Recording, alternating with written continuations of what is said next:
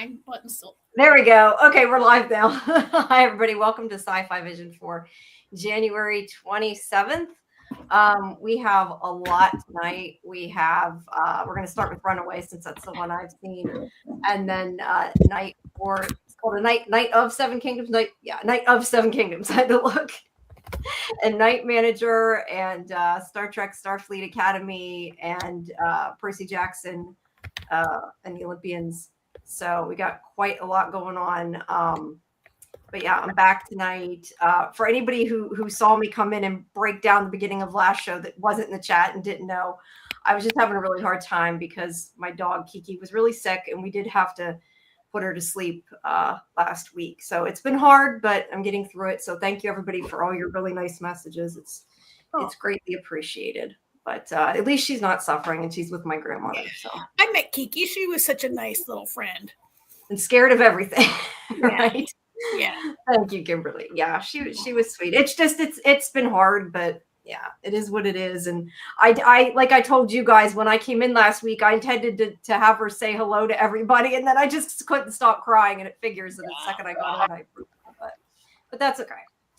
All right. Well, we will start with let me first all the announcements before we forget. Yes, announcements. Yeah, we're going to wait, stop. Everybody who's watching, you need to click subscribe and like right now. Yes. Please click subscribe. Please subscribe to SciFi Vision. Click like the video, hype it if you can. It's always appreciated. And we're going to be starting our Wonder Man show. I was trying to look up while we were talking what day it comes out. I think it comes out this week, right? Tonight. Today. Okay. So I don't know if that meant we were starting our show tomorrow or the following Wednesday. I guess probably tomorrow then. I will have to get a schedule, but I'll put it up on Discord for everybody to go and check it out. We'll be covering Wonder Man. And then Scarlett and I are going to be covering School Spirit starting next week as well. So everybody can look forward to that. And then the other big thing. No, wait 1 minute. Wonder Man, we're going to do it's 8 episodes.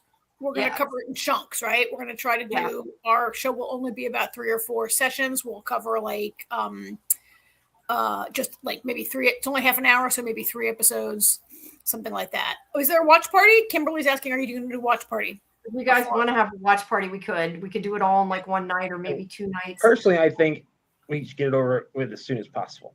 Yeah. I mean, I'm good with tomorrow. You guys are. 8 episodes, half an hour each. That's only 2 hours per show. Yeah, some people don't have Disney, so a watch party will be there. Yeah, we can do a watch party first, but I'm thinking I don't know that we should do more than 3. I feel like doing half of it's kind of pushing it. So we'll probably do like 3 and 2 or whatever. Okay. But yeah, I'm fine with tomorrow if you guys are. So everybody just go to Discord for the schedule. And yeah, if we can get a watch party together at some point before then, I'm fine with that. If it's out tonight, maybe we can do it after. Oh, I can't do it right after this. I still have to redo my computer, so that's not gonna work. Perfect. Hopefully tomorrow, maybe we'll see. We'll see, Kimberly. Wednesday's my regular happy hour, but it's too cold to go outside of the house. So watch party. Yeah, there's a lot going on with the snow and everything. So yeah, maybe before we do the live, we can have what are we gonna watch? So everybody just go to Discord, join if you haven't, and we'll figure it out and put the schedule in there. So yeah, and then the other big thing I was going to say is that I realized last week that we have hit 1 million views on SciFi Vision. Oh yeah. Now that's for live and for the videos. That's for everything, not just the lives. I don't know how to do like a little. I wish I could put up like on Zoom. You can clap your hands and make the little icons slide and stuff. I can't do that. Yeah, I think you can on YouTube. Oh, there somebody did. I see little something floating. It was probably, I don't know if it was Kimberly or somebody else, but thank you, whoever put that up. But yeah, we're going to do some kind of party for it, celebratory thing, trivia, maybe some stuff on us. We're trying to, hi, Golden Child, thank you. Thank you, Kimberly. We're trying to figure out exactly what we're going to do for the celebration. Maybe see if we can get a couple guests to either pop in or leave messages. We do have to have a chance to set it up. I would have done it this past week. I would have taken care of it, but with everything going on, I just didn't. So trivia about our show and ourselves. So listen, those of you who listen carefully. Yes. We'll definitely be doing something about us. That's for sure, about the show. So everybody stay tuned. And as soon as we have information on that, we will be putting it up. So yay, that's pretty cool. I was really surprised when I saw there was a million views. That's pretty cool. So it took a while to get here, but finally here.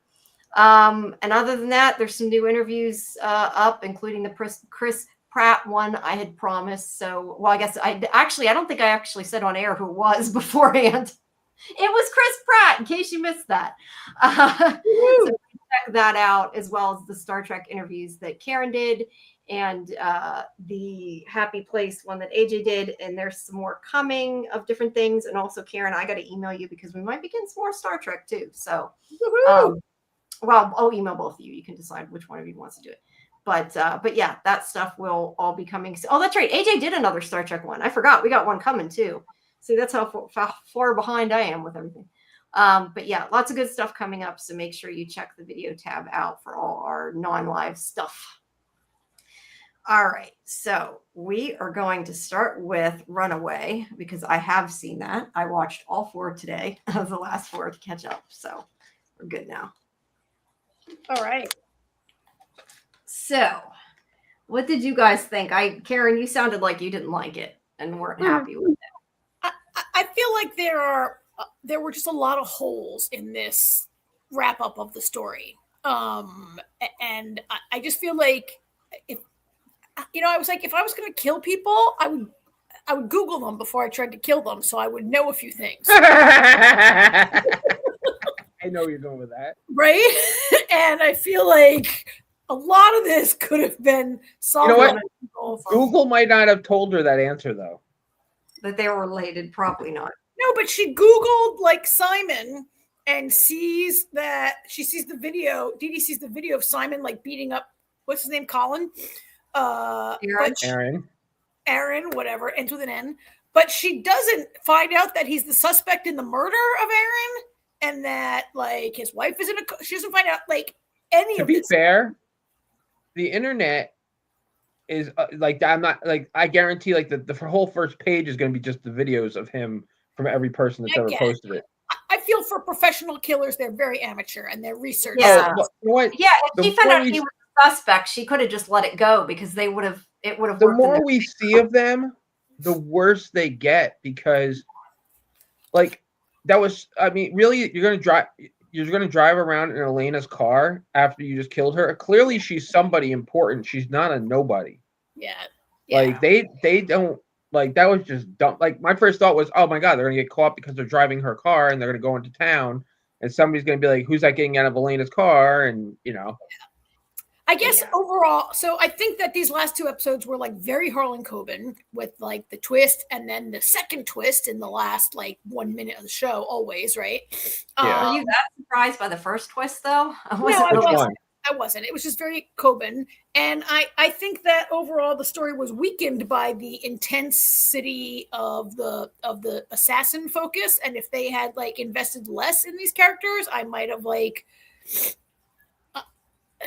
I don't know. It was a side road that didn't really I don't know. I would have liked less character development of these 2 and just like let's say the culture's hired a couple of mafia guys to go around and do it, not to impute, or whoever killers. This was my least favorite part. The Dee storyline was my least favorite part, but it gave us, and I'm disappointed at the lack of Minnie Driver, who goes into a coma in episode 2 and wakes up in episode like 8, right? But other than that, I mean, I think it was pretty standard Harlan Coben, and it is I mean, it's bingeable. I'm not expecting like a Pulitzer Prize winning quality from this show, right? And it's fine for what it is. Yeah. Right?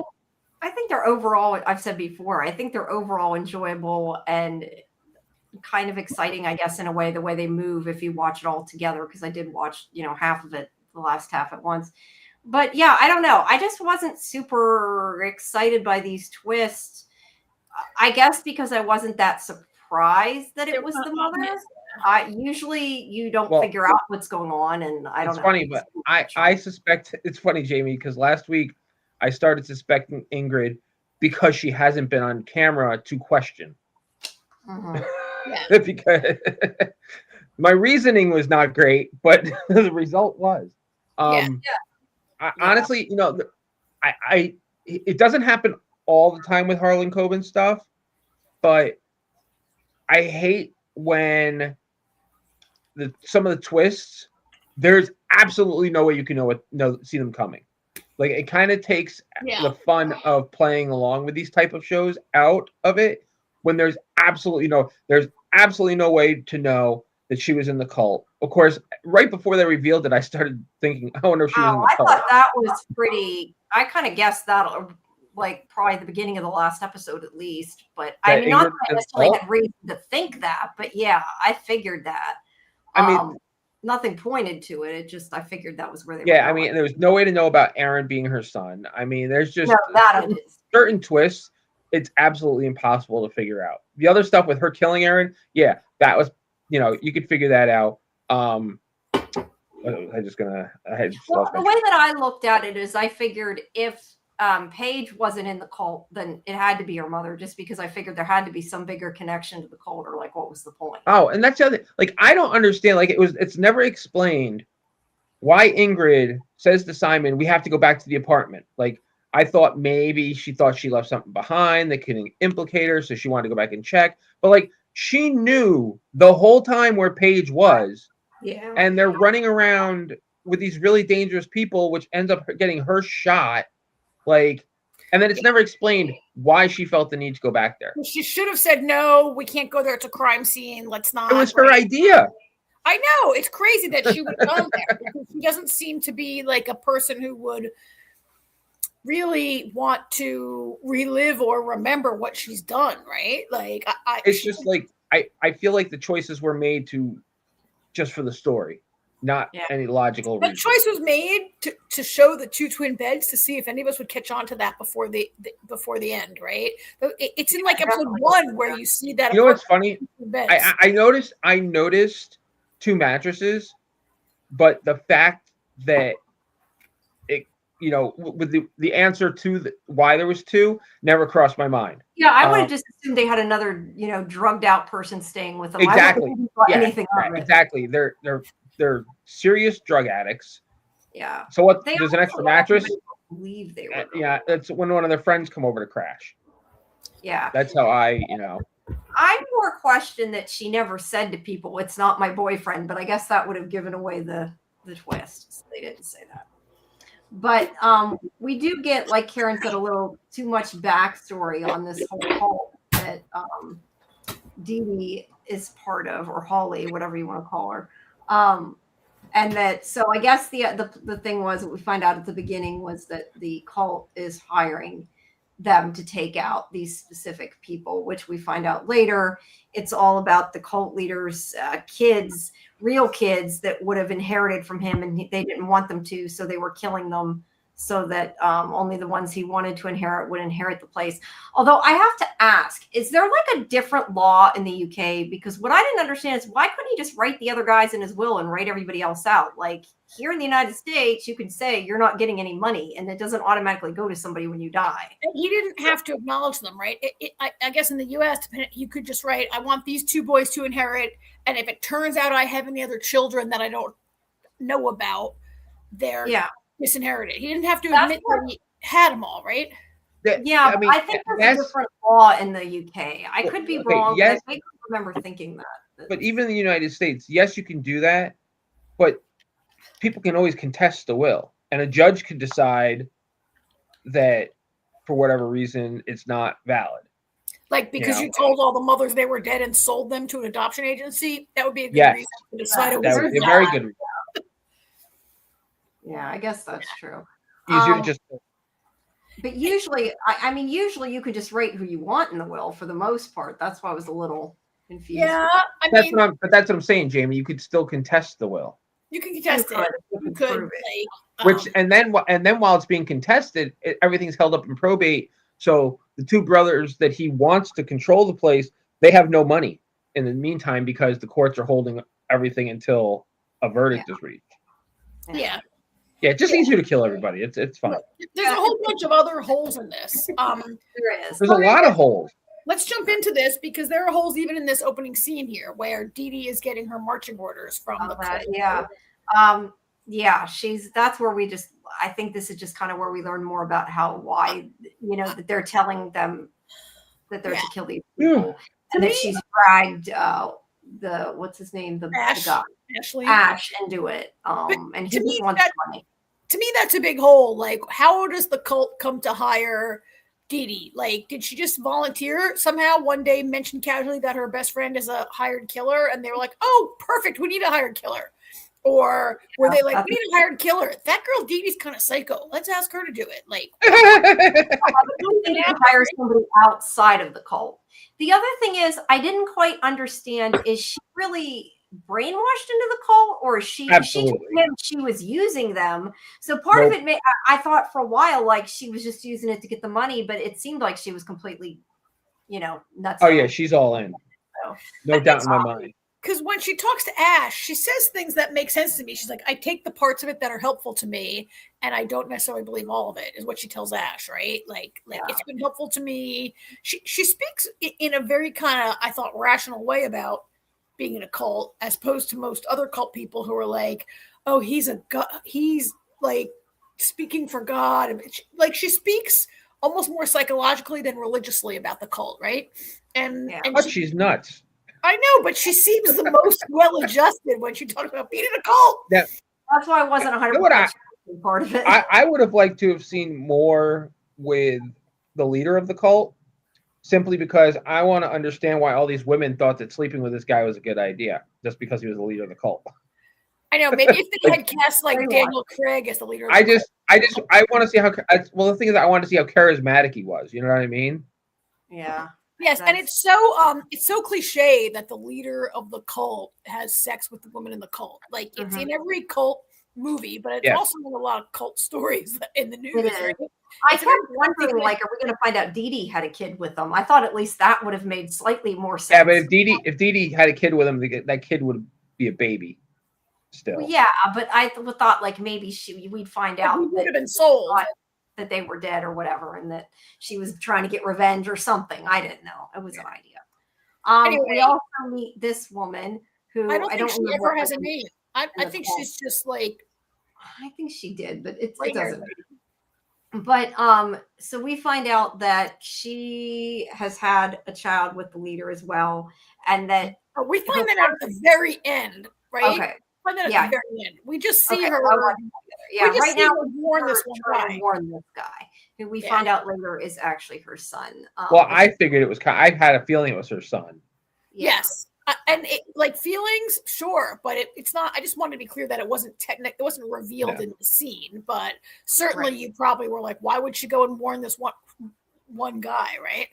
Yeah, unless she was going around warning all of them, and we only saw this one. But we don't know. She did give Ash a note saying not to trust Dee Dee and not to kill the people, but we didn't know yet at this point why she said that. And they're meanwhile burying Elena. I love though how they're sitting on the body, and the jogger goes by and doesn't, or the bike rider, whatever it was, and doesn't even notice. It was pretty smart. Yeah. It was. Yeah. So they bury her, and then they look up who Simon is, and this is where you said like she obviously didn't do a great job figuring out about Simon, because I would think if you thought, hey, he's a suspect in the killing we did, you would like not do anything because that helps you. Why would you kill the suspects? Like that kind of defeats the purpose, right? Well, the thing is, they didn't kill him. No, but they intended to. She got permission. But that's what I'm saying. They hadn't even gotten to him yet. They didn't even know he was dead. Yeah, you're right. I think you're right. But see, they Googled Aaron, right? And that's how they come across this video and how they learned about Simon. But if they Googled Aaron, how did they not see Aaron is dead? Wouldn't that be also a headline? Wouldn't that be like huge?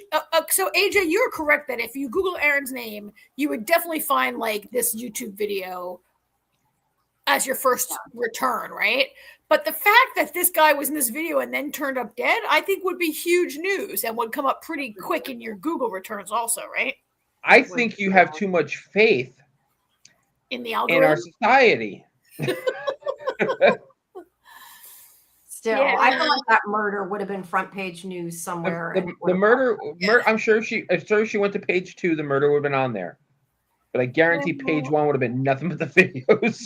I guess. All right. Anyway, okay. So, all right. I'll suspend my disbelief there and say that somehow they didn't get the info. And let me qualify my statement. If I was a hitman, I would go beyond the first page of Google returns in my. Now, this is because she's looking up. This is because she's looking up Elena, though. She sees Elena was texting him, and then she Googled it. She Googled Simon. That's right. She Googled Simon. Yeah, we're getting mixed up. She Googled Simon, not Aaron. Googled Simon, and then she still. Well, that actually makes more sense. But she finds out that Simon is runs a company with his sister-in-law, and he's a finance guy, and he's rich. Like, she finds out all this, but not that he's been a suspect in a murder. Well, that wouldn't be in the news. The story doesn't play out as good if she knows that. Right. I mean, they're not going to put in the news somebody's a suspect because people would come after them. They can't. Jamie, it's in the news all the time that people are brought in for questioning, and they have a lawyer, and the lawyer says he's innocent. Yeah. But, it's in the news all the time. Usually they don't put their name in. Usually it's Sure they do. Listen, this is just for creative license. So when that guy who killed those kids in Ohio was brought in for questioning, it was all over the news before he was charged. I guess, but usually when they're not, they haven't charged them yet. They have to be careful so they don't get at the very least, there would have been an article saying he was a person of interest. Yes. Yeah, that maybe I would agree. That absolutely would be news that he was. All right, fair enough. Right. Anyway, so then we have Simon. Good story. Yeah, so then we have Simon who's going with this to see this lab guy and paying lots of money to get him to rush DNA on his kids to know if they're really his kids, which he finds out they are. Simon is the father. Yes, you are the father. So he doesn't have to worry about that anymore. And yeah, I feel like that was the part at this point I was a little confused with. Well, more a little confused. I was like, okay, so how is Paige connected to all this if she's looking up the ancestry information? Like, if she's not related to them because he is her father, then why is she involved? There had to be something going on. That's kind of another plot hole that's never resolved. Like, why did Paige go on an ancestry website in the first place? Because she figured out that Aaron was her brother. Yeah, but I think she figured out he was her brother after she went into the website. It's because she went on a DNA website and matched with Aaron. But why did she I could be wrong, but I thought it was because of that club. That teacher introduced her. No, it started with Henry. Because she was helping Henry. Like they figured out. I think I'm trying to remember the order. It was my understanding. Maybe I'm wrong, but it was my understanding she was talking to that teacher about being a doctor, and she became interested in ancestry, and he had a club to do with finding your ancestry. So she started looking into it, and that was how she found out about Henry. That's how I took it, but it wasn't super explained. I'm good. I just, you know what? It was explained a little bit, but I honestly wasn't paying enough attention to remember it now. I don't feel like it was explained. I feel like, Jamie, your answer is the simplest one, your explanation, and it makes the most sense. I don't think we ever learned. But I'm also inferring that too. Yeah, you're inferring it. Say that. But I don't think they ever actually say why Paige chose to explore her ancestry. Which, look, tons of people do it just out of curiosity, right? Yeah. And maybe that's why. I don't know. The teacher said something about she was interested in it, but I didn't know if he meant like interested for a reason or just interested because she liked medicine. It wasn't. And you're not keeping it a big secret if you charge it on the credit card your father is paying for, right? Yeah, and I kind of wondered, did he never check when he was looking for her? Is that not one of the first things you check? Are there people's credit cards so you can follow the paper trail? I mean, come on. Do you watch any TV? I think he must have cut her off at some point, because why did she steal her mother's jewelry? For DNA. No, I think she stole the jewelry for drugs. That is stated. She stole the jewelry for the DNA. No. Yes. That's not stated. Yes, I it didn't is. get that out of it. I missed that. It's literally said. The conversation between Simon and Paige literally says that's why she took the jewelry. I don't think so. I watched that show today. I rewatched it today. Yeah, I watched the 4 episodes today. I got what Karen Jamie, I'm surprised you because you No, watched I it took it all. the way Karen did too. No, she never says that. She says her mother told her. Thank you, Dieter. I appreciate that. Yeah. Thank you very much. It's Oh, and appreciated. Dieter, we hope you feel better. Delightful Yeah, Dieter. better, Dieter. And thank you for Oh, all the I love Delightful Dieter. I'm only going to say this as a joke. We would never actually call you dipshit Dieter, but that's what that's from, right? Well, yeah, I was going to say that's I think why he put Delightful Dieter is because it's interesting. I think she just says like she had this argument with her mother and then she stole her jewelry and left. She doesn't say I don't think AJ. I don't want to call you wrong totally, but in my recollection, she doesn't say I stole mom's jewelry so I get DNA off it. And yeah, because unless it was earrings, you wouldn't get DNA off of it usually. And I think she took a necklace, didn't she? I think she doesn't need it. She has her own DNA, which shows her to be a match to Aaron, right? It shows they have the same. That's a good point. Why would she need her mother's DNA? She has her own DNA and Aaron's DNA in the system. Yeah, I don't know, AJ. Maybe we missed something, but I don't remember. Possible. Also, because it's not said, we all made our own inferences. Anyway, this is like a stupid side trip in this show where Simon's like, oh my God, is she cheating on me? Am I their father? And then he's like the father of all of them. Oh, okay, fine. Yeah. This is where they're setting it up to look like Minnie Driver's guilty of something, and then like, oh, she's not. Yeah, true. Yeah, I would also like to know what the whole thing was of why exactly she was meeting with him at his house to begin with. I mean, I get she needed an alibi, but why she went over his house, I don't get. Like, well, they never explained that at all. I don't think. What? Oh, why she went to Stalker Doctor's house? Yeah. Well, she didn't. He lied. It was his alibi. He lied. So she's like, I'm going to go. I need you to cover for me. And she was killing Aaron. And he just lied and said she met him at the apartment. No, the original alibi said she was at the hospital. He didn't say she was at his house until they proved that alibi was fake. Yeah. Right. Which is why that was a second lie. That was but I thought he was supposed to be at his house at some point. Maybe I misunderstood. Yes, the second alibi was that they met at his apartment, but truly she was at Aaron's apartment. Okay, so she was never there. Okay, I didn't get that part then. I think she was never at his apartment at all. I don't know. It's never explained. I don't think he knew she was going to kill someone. I think he just knew he was. No, yeah, he didn't know that. He's like, you're my friend for a long time. Can you just cover for me? I can't tell you why. I think is like it's never comes out, but I think he didn't know. I also kind of feel though, like if you have a friend and you're covering for them, as soon as you find out there's a murder. Yeah, I don't know. I'm sorry. You guys get me to cover for you and I find out somebody's murdered, I'm turning you in. Sorry. It's just like, Jamie, I need you to cover for me, but don't tell anybody. I can't tell you why. And then like the next day, AJ's next door neighbor is dead. Yeah, you're like, sorry. Or mine. I'm not saying only AJ. He's in love with her. He's in love with her. He is. Clearly in love with her. That. All right. So Elena sends him a message, which is really from Elena. Yeah, and she writes it in a way that sounds really fake. And he's immediately suspicious, which I appreciated. He, kind of right away was like, what's going on? And he talks to Lou. And she tells him she's worried because she hasn't been able to get a hold of her either. And she talks about how she went to see the girlfriend Stephanie. And I don't know if she says here or she says later the cops, but Stephanie was in another country. So I kind of wondered, Dee Dee was not really Stephanie. That was just, she totally pretended to be. Yeah. But what we do find out, and I don't think we find it out here, but I'm just throwing it out since we're talking about it, is that woman that she was going to meet her girlfriend or trying to, she set up all these illegal adoptions between the cult. I think her name is Allison, maybe, right? Yeah, Allison. Yeah, Allison.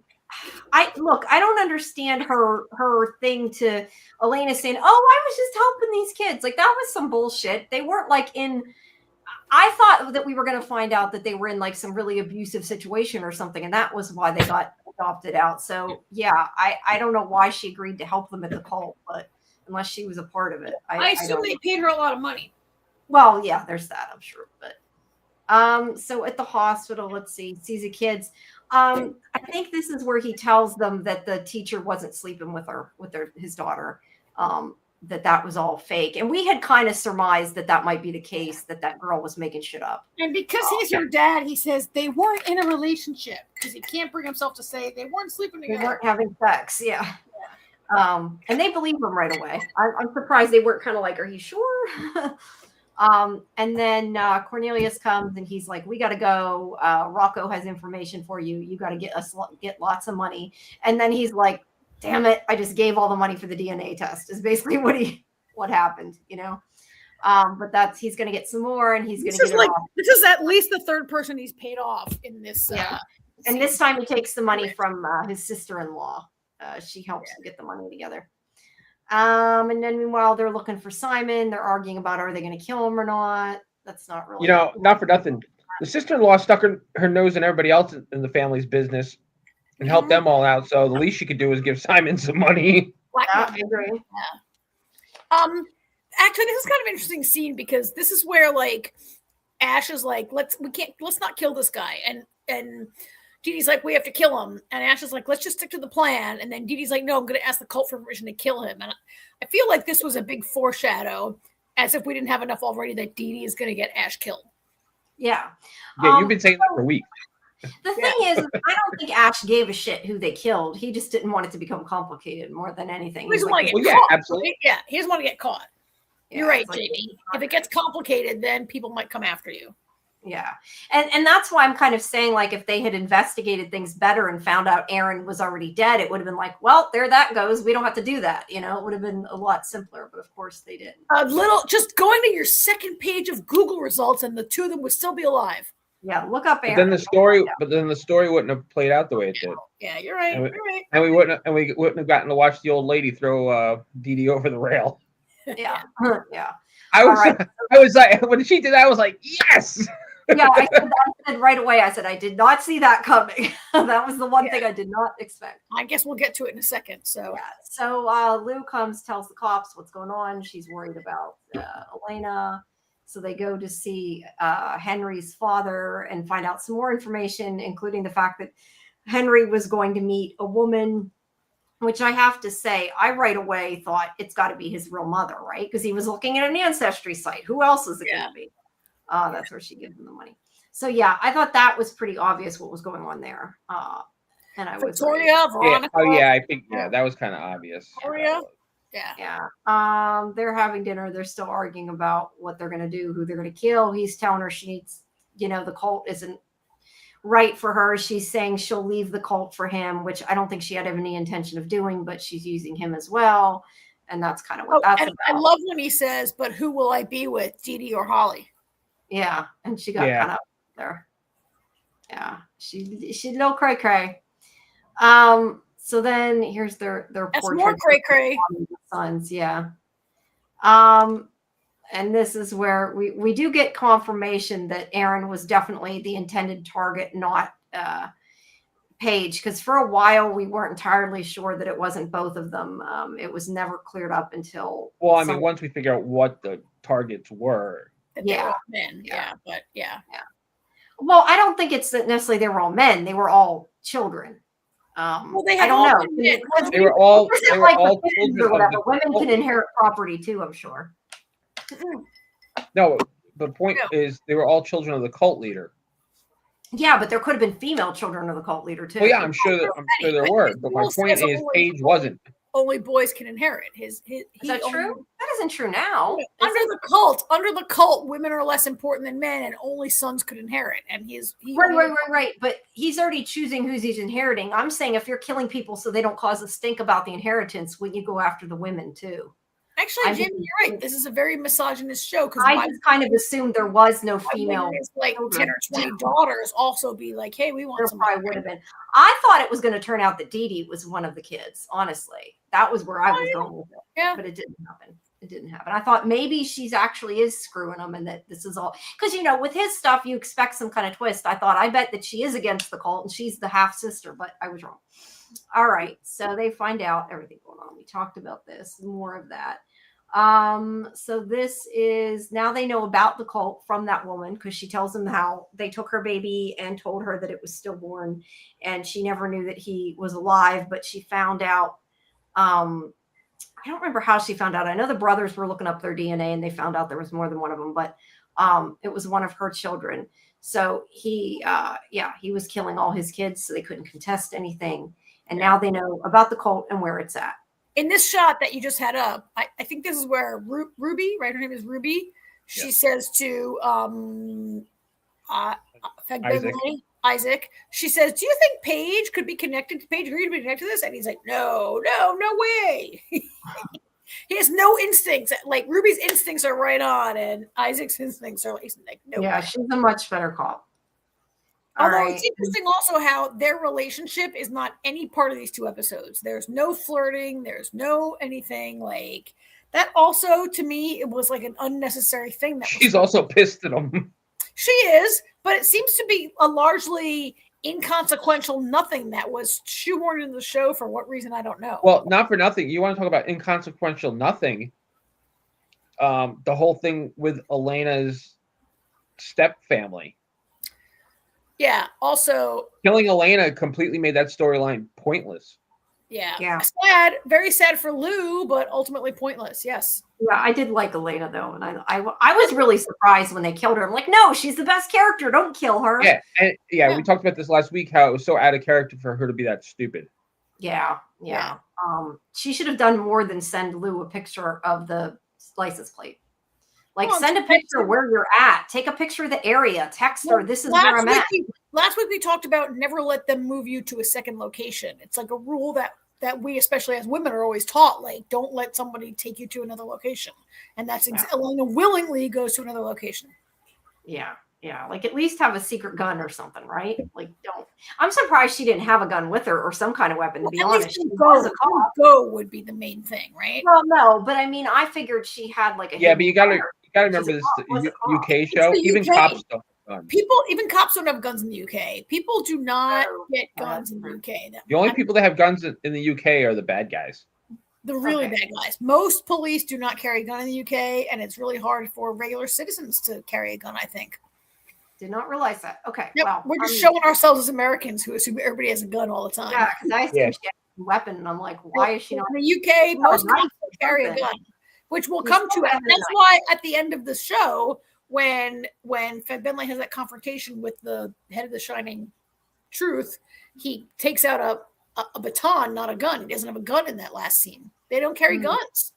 Yeah, I didn't think about that. You're right. I just was making jokes about a wand. So. All right. So anyway, they have conversations. He does find out here, which this was sad to find out that like the aunt knew everything. And not only that, but even the mother did. And he's the only one that didn't know. Like nobody gave him a chance to see how he reacted. Nobody told him.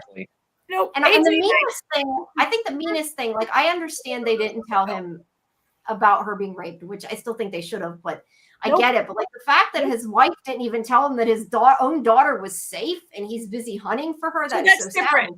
That's different. This whole thing where Simon is like so outraged that he didn't like Paige didn't tell him that she was raped. AJ and I talked about this last week about like, I mean, we had different opinions on it, but I really felt like I can see why a young girl might not tell her father and how women carry a lot of shame from sexual assault, even if it's not their fault. It's a thing, right? And also, like, it's Simon. He absolutely would go freaking ballistic. Maybe she couldn't deal with that with her own, right? Like my problem stems from the fact that when we talked about this last week, I was going under an assumption my assumption was correct.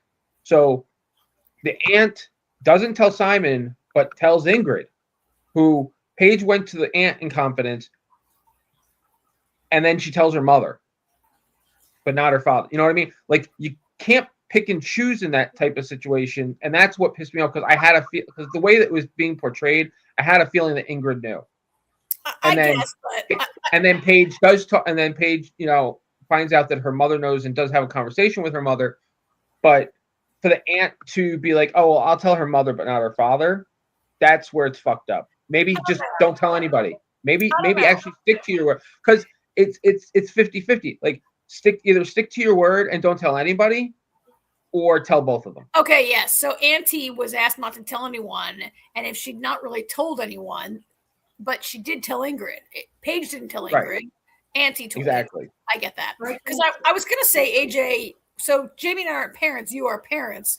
And if one of your children came to you with something really big and serious and said, don't tell mom or don't tell anyone. Well, that's a different story, too.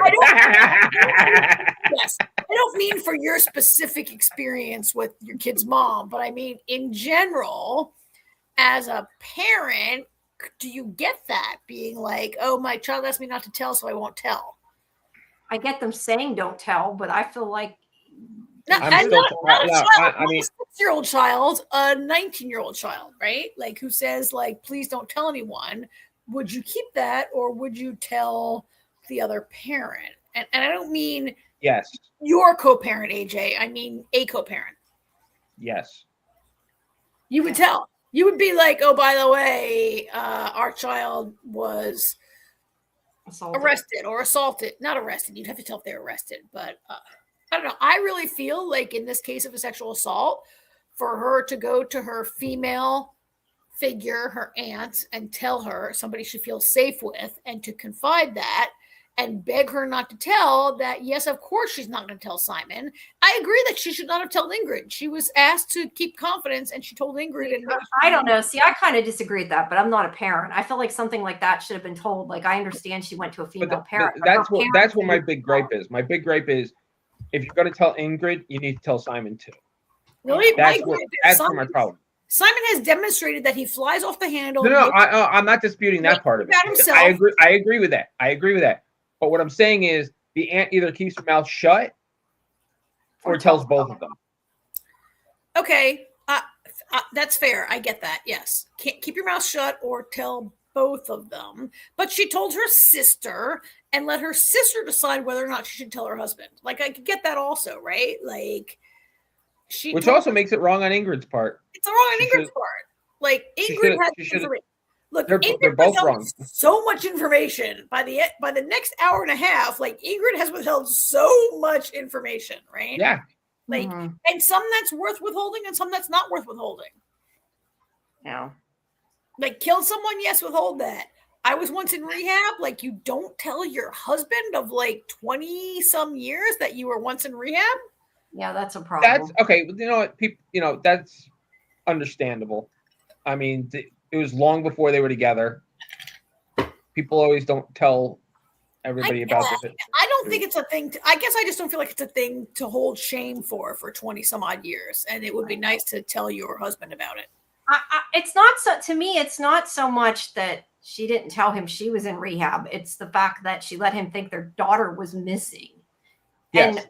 And also the police do that too. He goes to the police and she doesn't say, wait, she's not really missing. I mean, let's hold on that for a second. We're talking about the assault, and Kelly has two things here. So the aunt was telling her sister versus a bill I can see through. See that though? I'm not sure what that was supposed to be. I did though. So it was telling her sister versus a bill. The aunt was telling her sister versus Simon. I get that. It's her sister, right? And brother-in-law. Yeah, brother-in-law. Oh, yeah, brother-in-law. Oh, yes, brother-in-law. The sister was telling her, she was telling her sister to her brother-in-law. I can see that through. I mean, I get it. Actually, for me, so I have a brother. If my niece came to me and told me something like this, I would tell my sister-in-law, not my brother. I would tell the mother, not the father. Being a woman and knowing what that means to go through this situation, I would tell the female parent. I would not maybe tell the male parent. Kind of see that, but I think it was his wife's responsibility to tell him. That's how I feel. Yes, yes. So Kelly thinks yes, her sister can make that decision to tell her husband. So I was arguing that. Right, and I understand your argument. Here's my question: if your niece came to you and said, "Don't tell my parents," do you still tell your sister-in-law, or do you keep it to yourself? No, because my niece now is 17. If she was 12, 13, 14, 15, she's 17 now. Paige was 17, 18 at least when this happened. And so I think the age of the person who's asking you to keep this confidence makes a difference. Do you remember she must be 18, because do you remember there was a whole part earlier in this show where the college, is it earlier or does it come now where the college is like, yes, we have a policy of not like telling the parents for the privacy of the students, and I think it's different than it is in American colleges, but we don't like reveal. We're not going to call the parents if the student chooses not to report. Right? Wasn't that in this at some point earlier or whatever? So that Paige didn't want to report it, and so the college didn't report it. Now I think in America the colleges were required to report a crime whether or not they want it to happen. Right? No, they're not. No. You have kids in college, so you know better than we do. Yeah, no. I mean, they are legal adults, and parents don't matter. In this situation, yeah. So I still think she should have told her husband, though. That I think is not okay. I mean, but she didn't tell her husband so many things. She never told her husband so many things that we learn later, right? Yeah. I mean, the rape aside, the important thing is that Simon is searching for his daughter frantically, going insane, beating up people, and she's in fucking rehab, and Ingrid knows it. Well, more than once. We learned that she's paid for rehab at least twice, and she's never told James that the kid was in rehab. His real name is James. That Simon doesn't know that she's in rehab. Yeah. It's insane. Yeah. It's like, yeah. And I feel like earlier, the part where Minnie Driver was alive was not in a coma for like one episode. They're established as a pretty strong and great couple. Yeah. And like, he has in fact, their whole life is lies, right? Like, she never says she's been in a cult. She never says she's been in rehab. She never says she had another kid. These are like huge things you don't tell your partner. Yeah. All right. So then we have Bonnie and Clyde here, who are going to kill Bonnie and Clyde. Going to kill Aaron, who's already dead. So you realize at a certain point here that, like, wait, we thought they killed him. You're supposed to think that. I don't think that I ever thought they killed them. I mean, maybe we know they haven't gotten to him yet. We saw. Remember? So Jamie, you weren't here last week, but AJ and I were talking about. There's a scene in the previous couple of episodes where Cuckoo Dee Dee is flicking through pictures on her hit list, and that picture of Aaron and Paige is in the hit list. And you're like, wait a minute, Aaron's on the hit list. So yeah, we knew that. So they don't have any idea that he's already dead when they come here, right? Yeah, I assumed they had already crossed him off the list, at least at the beginning. But I think that's what you're supposed to think. Clear. But I think by the middle of the show, it was pretty obvious that they didn't do it. Because I actually last week, then when I started suspecting Ingrid in the first place for stupid reasons, but they panned out. I started realizing like there's no point to the story if they did kill him. Mm-hmm. Right. Yeah. Right. And if they'd only Googled him, they wouldn't be here right now. You are correct. But they did not. But they'd also be alive, so it's good that they didn't. There's that too, yeah. So they come in and, ooh, he's dead. Whoops, they got to him ahead of time. And see, that's where, in my opinion, the smart thing would have been like, whoops, now we don't got to do it. Like, I would have just been like, okay, problem solved. Not went after Simon, but, they do find out that, or they think they're going to go after, they need to go after Simon, which they don't. And again, if they had Googled, they would have known this. Simon is coming with the money to give to Rocco, and they're like, oh, perfect timing and place. We'll just kill him while we're here. So they follow him. He goes in to talk to Rocco, who tells him that he saw her get on a bus, or somebody saw her get on a bus. And he gets the money from them, but they're hiding in there, getting ready to pop out. And Luther, who's been let out of prison, or not let out of prison, let out of custody, whatever. He comes in and catches them, and so they're also shooting at each other. That's twice that Luther has shown up in opportune time. Yeah, that guy has some bad luck, right? Yeah. Well, he starts shooting. Everybody starts shooting. I love the part of this whole thing where Simon has agreed to pay £60,000, and he's like, it's 100 short, and Rocco is like losing his shit about that.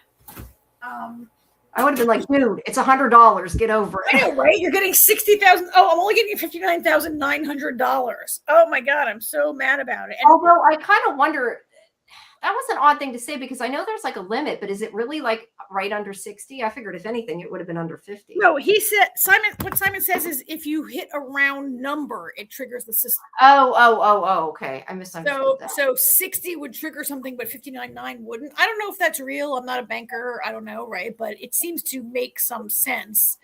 Although it's kind of stupid, it really is only in the story as a delaying tactic to allow Ash and Dee Dee to like. Yeah, because I would also question that he's clearly got money. He couldn't have went and found $100 to add into the stash. Like he has $100 in his wallet, right? Like, come on. Just added it. Yeah. No, because he just paid the.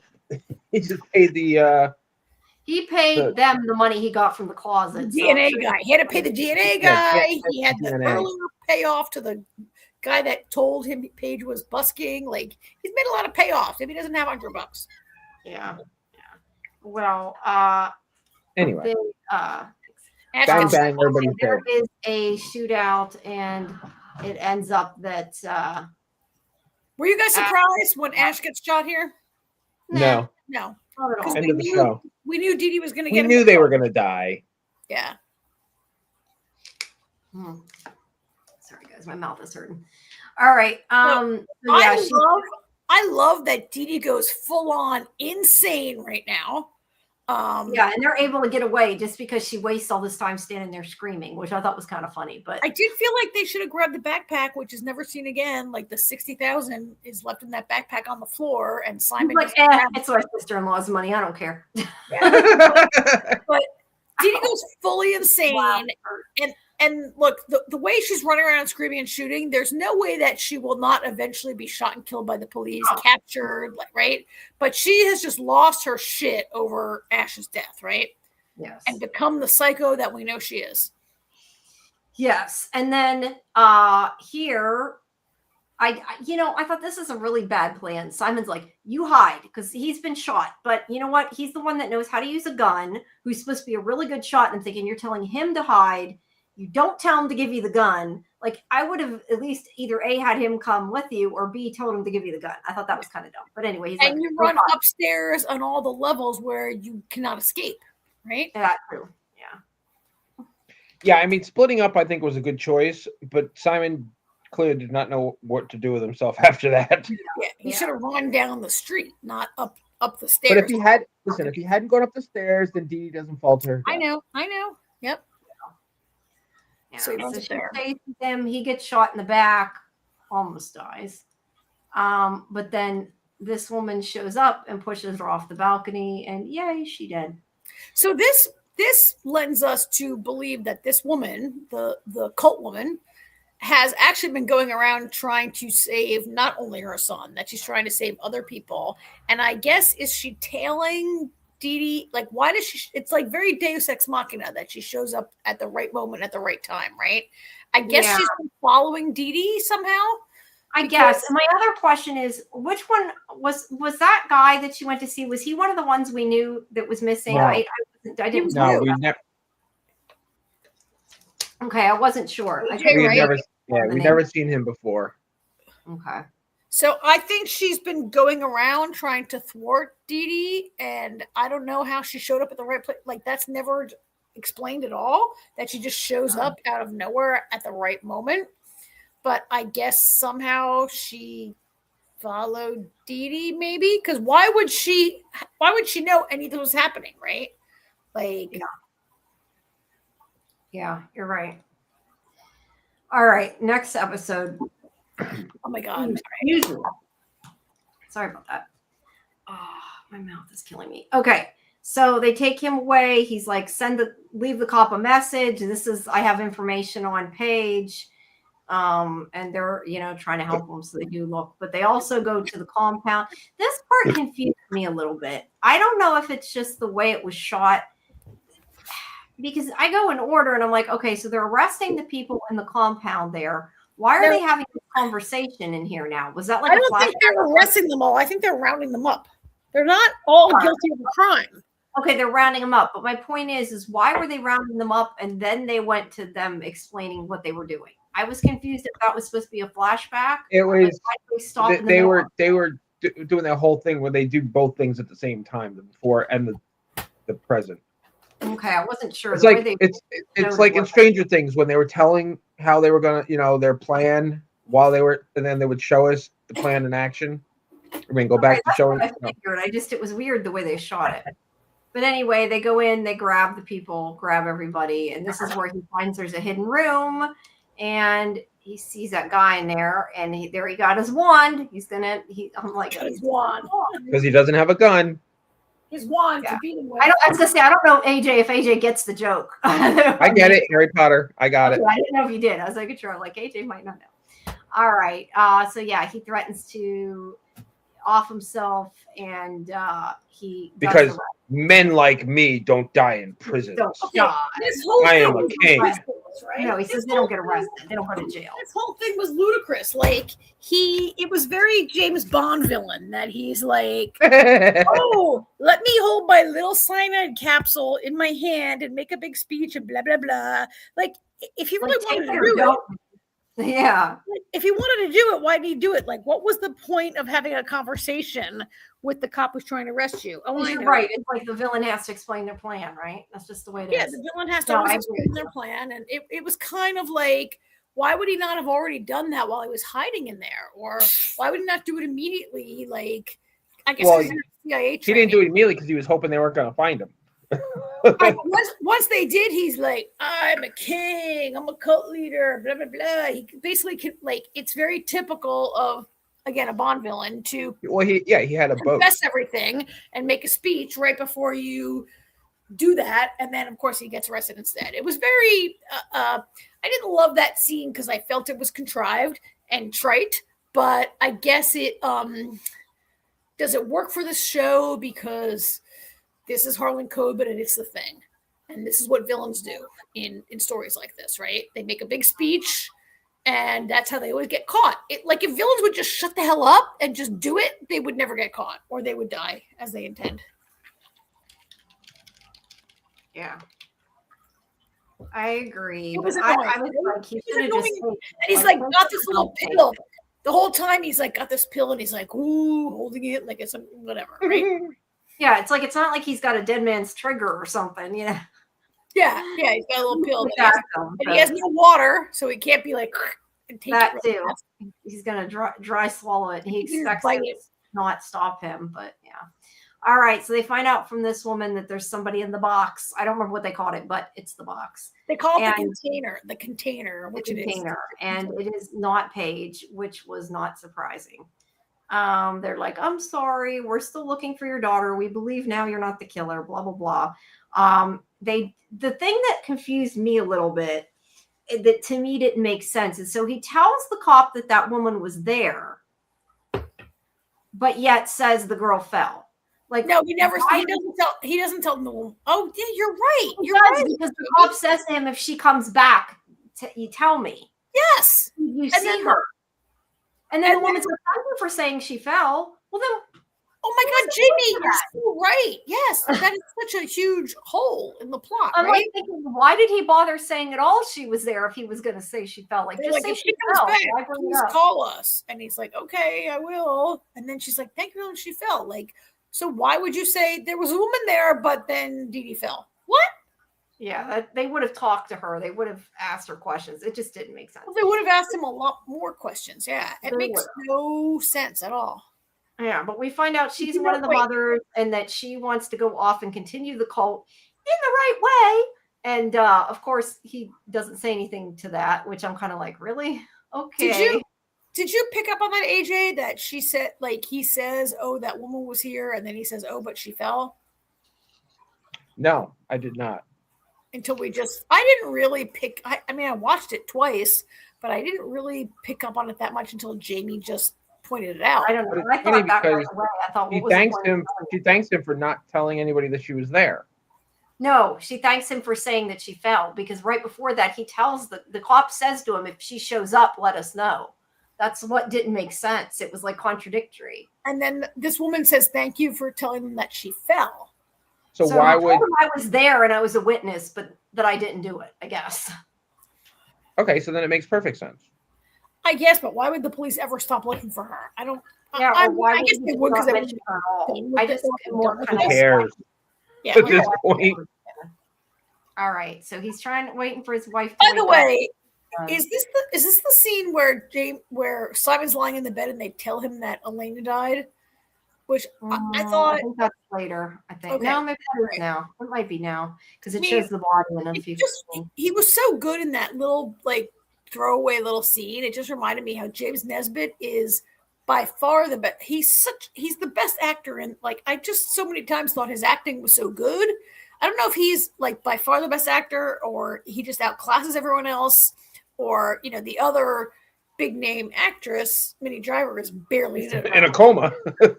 over the whole time. But I thought Minnie Driver's a good actress, but she wasn't in it very much. James Nesbitt was so natural and so believable in almost every scene that he was in, really.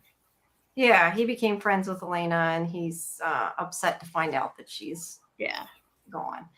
And then this is where he's again looking for his daughter that he doesn't know is okay. I think he's going around the town like, so Rocco had told him your daughter took a bus to such and such a place. And I think he's going around that town, right, AJ? Yeah. Is that where he is? Yes. Yeah. Which, when he told the cops this, they knew it was near that compound. That was why they looked there. But obviously she wasn't there. Yeah. So they tell Lou about her daughter-in-law. Poor Lou. I felt so bad for Lou. Lou never did get to meet that woman. Lou really loved Elena a lot. She loved Elena. Yeah, she did. So here's my question too with that. So Elena's husband helped a woman get pregnant, didn't tell his wife, and then his wife couldn't get pregnant, so then he couldn't tell his wife. That's what okay. Or was it the opposite order, that his wife couldn't get pregnant, and then when his friend asked to help have a baby, he's like, "Sure, I just won't tell my wife." Either way, it was awful. Yes, that's correct.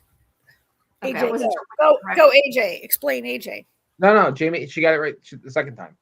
Yeah, that his wife couldn't get pregnant, so when his best friend asked him, "Can you help me get pregnant?" he's like, "Yeah, I'll donate the sperm, but I can never tell my wife because it will hurt her too much." But in the end, did it hurt Elena more that he did it or that he kept it from her? I don't know. Like, here's another point of this show of like spouses not talking to each other. Yeah. And like, really, should dead husband have talked to Elena and been like, "Listen." Yeah, but it should have been a decision they came to together. Yes, Jamie, yes. The thing is you don't even know. She might have not had a problem with it. Or maybe they could have, like, I don't know. Like, the thing is doesn't matter. They're both dead. Inseminating or something. Anyway, yeah, it doesn't matter. Okay, so then he finds his daughter is at the hospital. She just magically showed up. Yay, she's alive. He's like, "Where have you been?" And she's like, "Oh, I've been in rehab this whole time." And yeah, Mom knew about it. This is very annoying. This is very annoying. It is. I knew something was up. I, at this point, thought that this was a lie.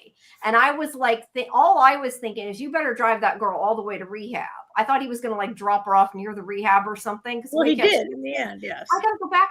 I know. But the way they did it, I thought that it was going to go that she wasn't really at rehab and she made that up.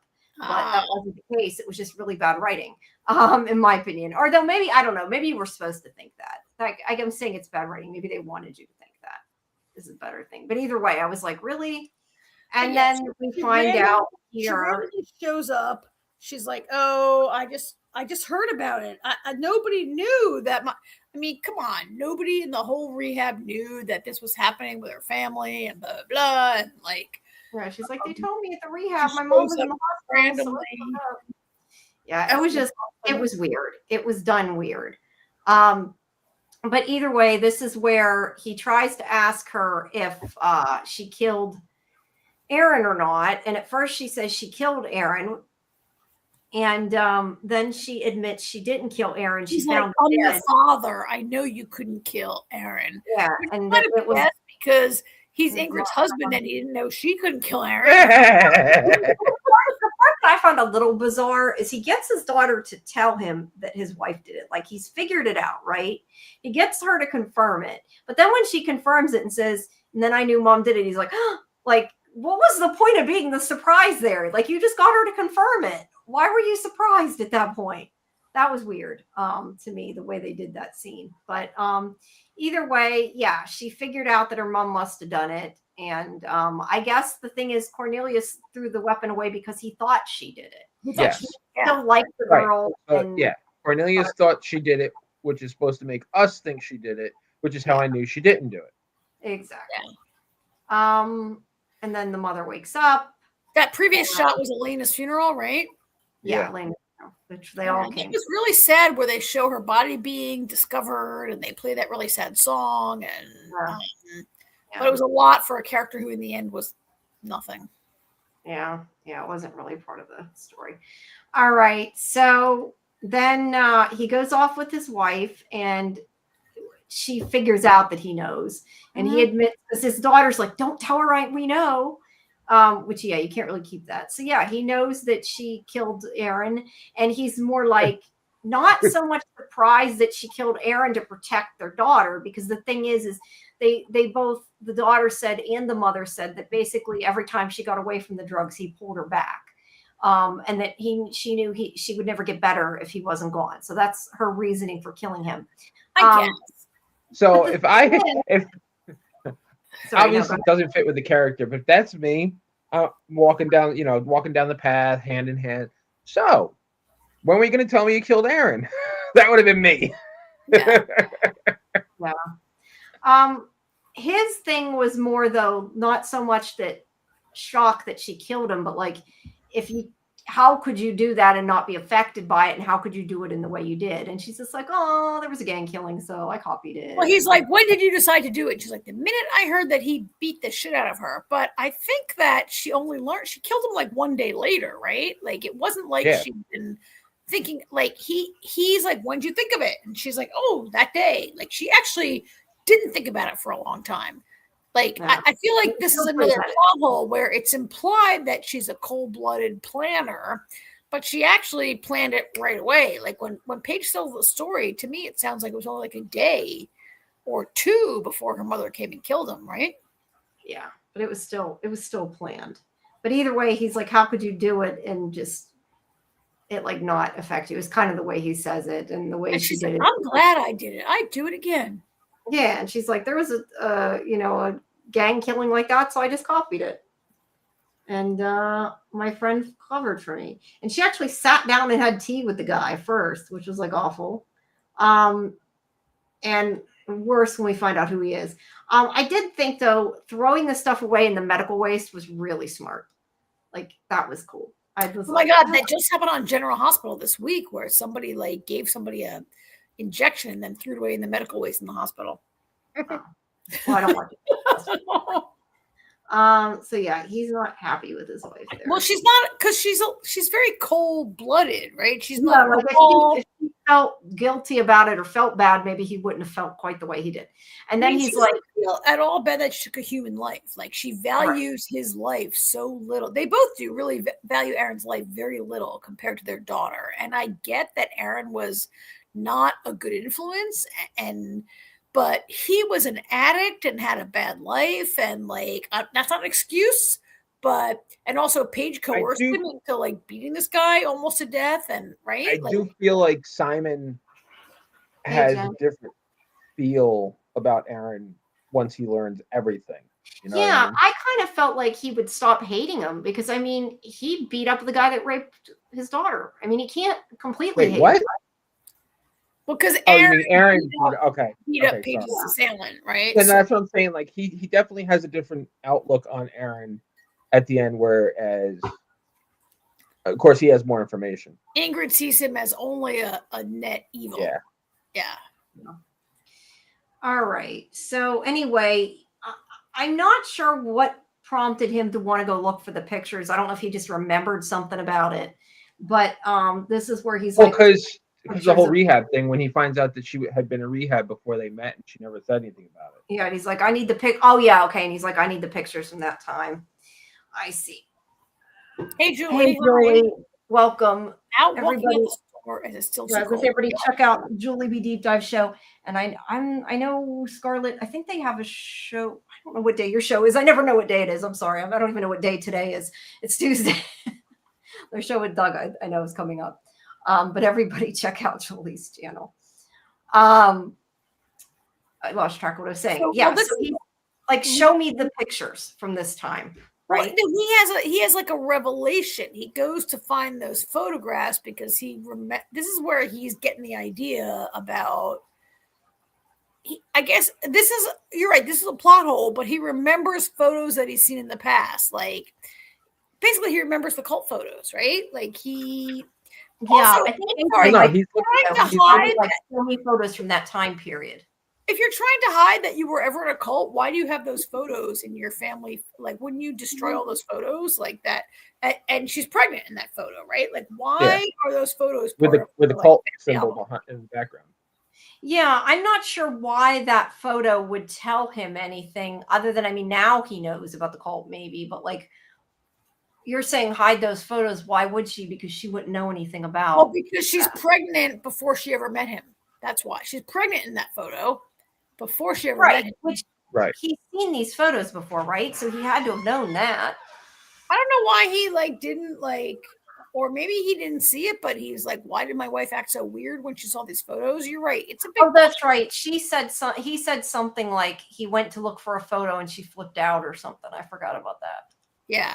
He said it's her old modeling photos. And when I looked at them, she flipped. It's not a very clear part of dialogue, and it's not really clear how it happens.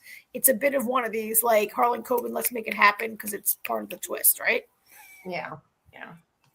All right. Sorry. So he finds a photo of her pregnant with the Shining Truth logo in the background, right? Yeah. And then he comes out and he talks to his daughter, and this is where he finds out, because he already knew, or not finds out, he already knew that she knew since she had been digging into the genealogy.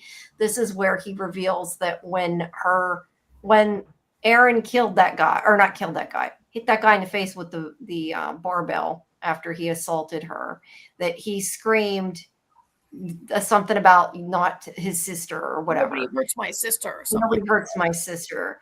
And he realizes from the genealogy that she had figured out that it was actually her half brother. Now, this is where I was a little confused for a bit, because I thought, weren't they sleeping together? But then they explain, oh no, there was 2 beds, So when she looked into the genealogy, found out he was her brother, asked her mother about, did she have another kid? Her mother said that she did, but they were, that they died in birth. I have to question, though, if she did know it was her mother's DNA and not her father's DNA or whatever.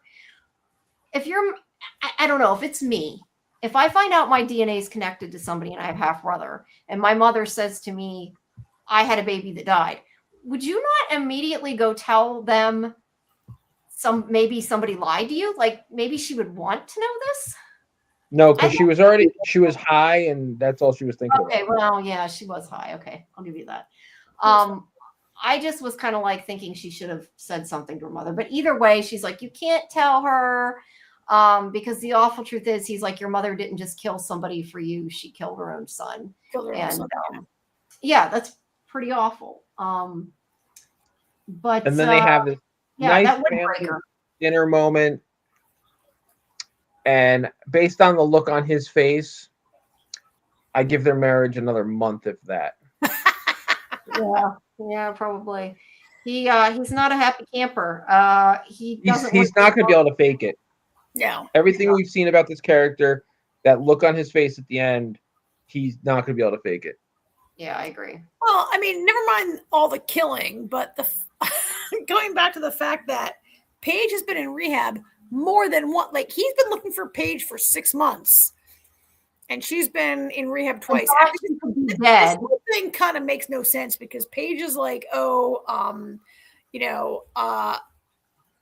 my brother beat the shit out of me. Aaron beat the shit out of me, and I can't have mother for help. My mother said, don't worry, go to rehab.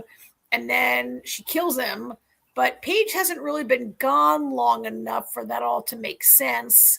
And well, she said she was there for 6 weeks.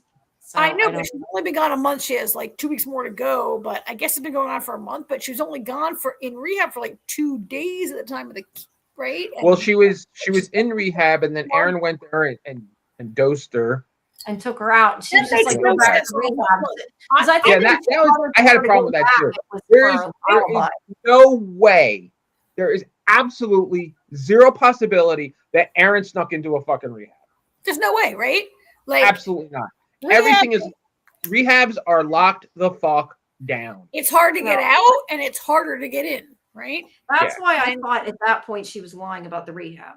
It was so. He just sneaks in and he injects her Unless with British, like unless rehabs in the UK are a little more lackadaisical, maybe. I don't know. Like open door policy at rehab in the UK. Yeah, like he just comes in the night. He sneaks in the middle of the night and injects her in her sleep, and she wakes up and is like, "Okay, I'm back on drugs." You know, and the people that are at her rehab don't question or do something about it. And also she'd been there before, and also the whole part where Minnie Driver Ingrid is like, "I'm in a cult." She's like, Paige says mom was in the cult and the baby blah blah, and then mom got out of the cult and went to rehab and then whatever. And I'm like, wait, at what point was she on drugs? Like it was never said that Ingrid was like she went in the cult and then in rehab. So just because she went to rehab doesn't mean it was necessarily for drugs. She went to like cult rehab. So that's kind of how I took it. Where Paige went to a cult / drug rehab. I mean, not for nothing, a cult is like drugs. Yeah. So anyway, I don't know. I assumed she meant for. And drugs. So it's that big Harlan Coben like final twist of the last 5 minutes where you find out that Ingrid killed her own son to save her daughter, and we can never tell her. And I think you're right. There's no way Simon is so volatile and he's so self-absorbed. There's no way he can hold the secret. That would be awful to tell her. That would be an awful thing. He's going to though. He probably. We'll never see it. I mean, it's over. But his look at the end tells you everything. Even if he never tells her, he finds another. He's going to start. He's not going to tell her, and he's going to start fights with her, and she's going to be like, "I don't understand why you're so angry at me." Yeah, and eventually he'll snap and be like, "So you killed your fucking son." But she didn't know it was her son. So I know that, but I'm just saying. Tragic. But I mean, really, I get why Paige wouldn't say it was her brother. No, I get that part. But why did she let on that it was her boyfriend? Why didn't she just say he's my friend, my best friend? Why BFF? Why did she let everybody think the story doesn't play the same? Because then you wouldn't think you would maybe figure it out. Yes, I agree. That part was a little weird. That's why I thought at first they were trying to say she was sleeping with him anyway, or didn't know at first. But anyway, that wasn't a thing. All right. Well, that is the end of this one. I enjoyed it overall. Jamie, if you enjoyed this, you should go watch the other one that just came out on Netflix last week. Just One Look. Is that Polish one? It's Polish, but you can put on in English subtitles or English dub. Yeah, I'll try. If I have time, I'll try to watch it. It's good. Compared to this piece of shit, it's good. It's actually really good. Which is why I said the one day I was like, I feel like there's definitely a different vibe when you watch an English, a British one or an American one that's made of Harlan Coben versus any other country. All right, we'll have to check. I feel like the vibe is so different. Like there's twists and turns in Just One Look, but it's not like the mass hysteria of all these. I guess when you're as prolific as Harlan Coben, there's going to be some clunkers and some better ones. And this, to me, was middle of the road of what I've watched of Harlan Coben. Yeah, this wasn't the worst one. It's not the best one. I agree. It was okay. It wasn't better than Lazarus. Yeah, Lazarus was. All right, guys. Well, I do have to go because I'm going to I need to reformat my computer, and I have not seen the other stuff. So you guys have fun. All I will say before I leave is I'll just remind everybody, make sure you look at our video tab so you can see all our new interviews. Like I said, we got Star Trek. We got my Chris Pratt one went up. There's more coming. There's Return to Silent Hill. So make sure you check all those out. Star Trek. Can you say who that is that AG's got for Star Trek? Unless there's a reason you can't say anything, which I don't think. I don't think there is. Yeah, I don't think there is. I don't know his name offhand. Do you know his name? I don't. Oded Fair. Oded Fair. Okay, so that's coming up. And then plays the Admiral. The Admiral. Okay. So that's coming up, and some other Star Trek ones potentially as well. So stay tuned for those. Like I said, Return to Silent Hill. There's some. I feel like there's something I'm missing. I was going to mention, and then I went blank there. I don't know. Oh, the Copenhagen test. That's got to go up yet that you did. And there's Hijack coming. So yeah, there's one more right one with quite a lot of stuff. About Copenhagen. Yeah, so make sure you all check those I've been watching Hijack, so I'm looking forward to that one coming. Yeah, Hijack's really good. I enjoyed Hijack, and I'm hoping to maybe get Paradise, but I don't know yet. We'll see. Okay, and so for Wonder Man, you will post as early as tomorrow for yeah. If we're I'm assuming we're probably gonna do it tomorrow. Whether or not we can squeeze in a watch party, we'll try and figure out what works. And see how that goes, because I do have a doctor's appointment and an interview tomorrow, so I'll have to figure out my face disappears. Ooh, but you're like, but everybody said just check out Discord, stay tuned for that. And also Julie said her and Scarlett's show is on, I lost where it went. From Rewatch starts later this week. Yeah, the show with Doug's book club story time is on Thursday. And they're going to be doing their From Rewatch soon. And like I said, Scarlett and I will also be doing School Spirits, I believe, next Monday, I want to say. So yeah, check out all that. I'll put all the links and everything in Discord. So, all right, guys, have fun. Before you go, Jamie, I'm going to remind people to like and subscribe. But Jamie, can you drop the Discord address in here one more time before you sign off? I think I pinned it, didn't I? You did, but anybody who joined late won't see it in the chat. You only see if you're not on YouTube, you won't. Yeah. So hit it once more because AJ and I won't. So this is our last shot at the Discord. Yeah. There you go. I can do it, but all right. Please make sure you join. And yeah, like and subscribe, hype it if you can, and I will see you guys at the next one. But AJ and I got a lot to do. So all right. Good night, Jamie. All right, Jamie. Bye-bye. All right, AJ, where'd you like to start? Percy. Okay, let's start with Percy Jackson and the Olympians. This was the season finale, episode 8, which is called "The Fleece Does Its Job Too Well" or something like that, right? Yeah, that is the title. Exactly. So I don't have a recap poll. I can pull up a recap while we're talking. How'd you like this episode? How do you like this season finale? It was a good finale. I liked it. It was pretty good. I thought. Kind of. It's interesting because, with Percy Jackson, it's like the enclosed story comes to an end, but the overall story is still going. So it's it has that cliffhanger-ness to it, which Artie and Junie had both read the books when they were already out. They were already a done deal when they read them, so they didn't have to wait. But I remember talking to Artie about it one time, and he was like, I can only imagine what it was like for people that, where you get this cliffhanger ending in a book, and then you have to wait for him to write the next one. Yeah. I was like, oh, kind of like Game of Thrones. Yeah. Jon. In the book world of Game of Thrones, Jon Snow is still dead. Yeah. That's how the last book ended. Yeah, he was dead. You're right. He's still dead. That's how the last book ended. Yeah. Yep. You're right. And yet he's around. And so, speaking of endings, I think this ending of this show is a little different than the book. I don't know that we have book readers here with us in the in our chat and on our show. And you and I haven't read the books, right? So, we're just watching the show. But anyway, we can jump into it. We're back at camp. It was good to see Chiron back at camp, right? I think the whole beginning of it is like a flashback, right? Of Chiron being like, oh, by the way, let me tell you everything you guys don't know, right? Yeah. Let me tell you what really happened and not what you think happened. Yeah. And it's all about Thalia. So I guess I'm not really surprised that Thalia is not who Annabeth thought she was. Like, we should have seen that coming if we didn't. Maybe we did, right? We did. I mean, it's been kind of clear from the last couple episodes that the prophecy is one of the three, and it could be Thalia.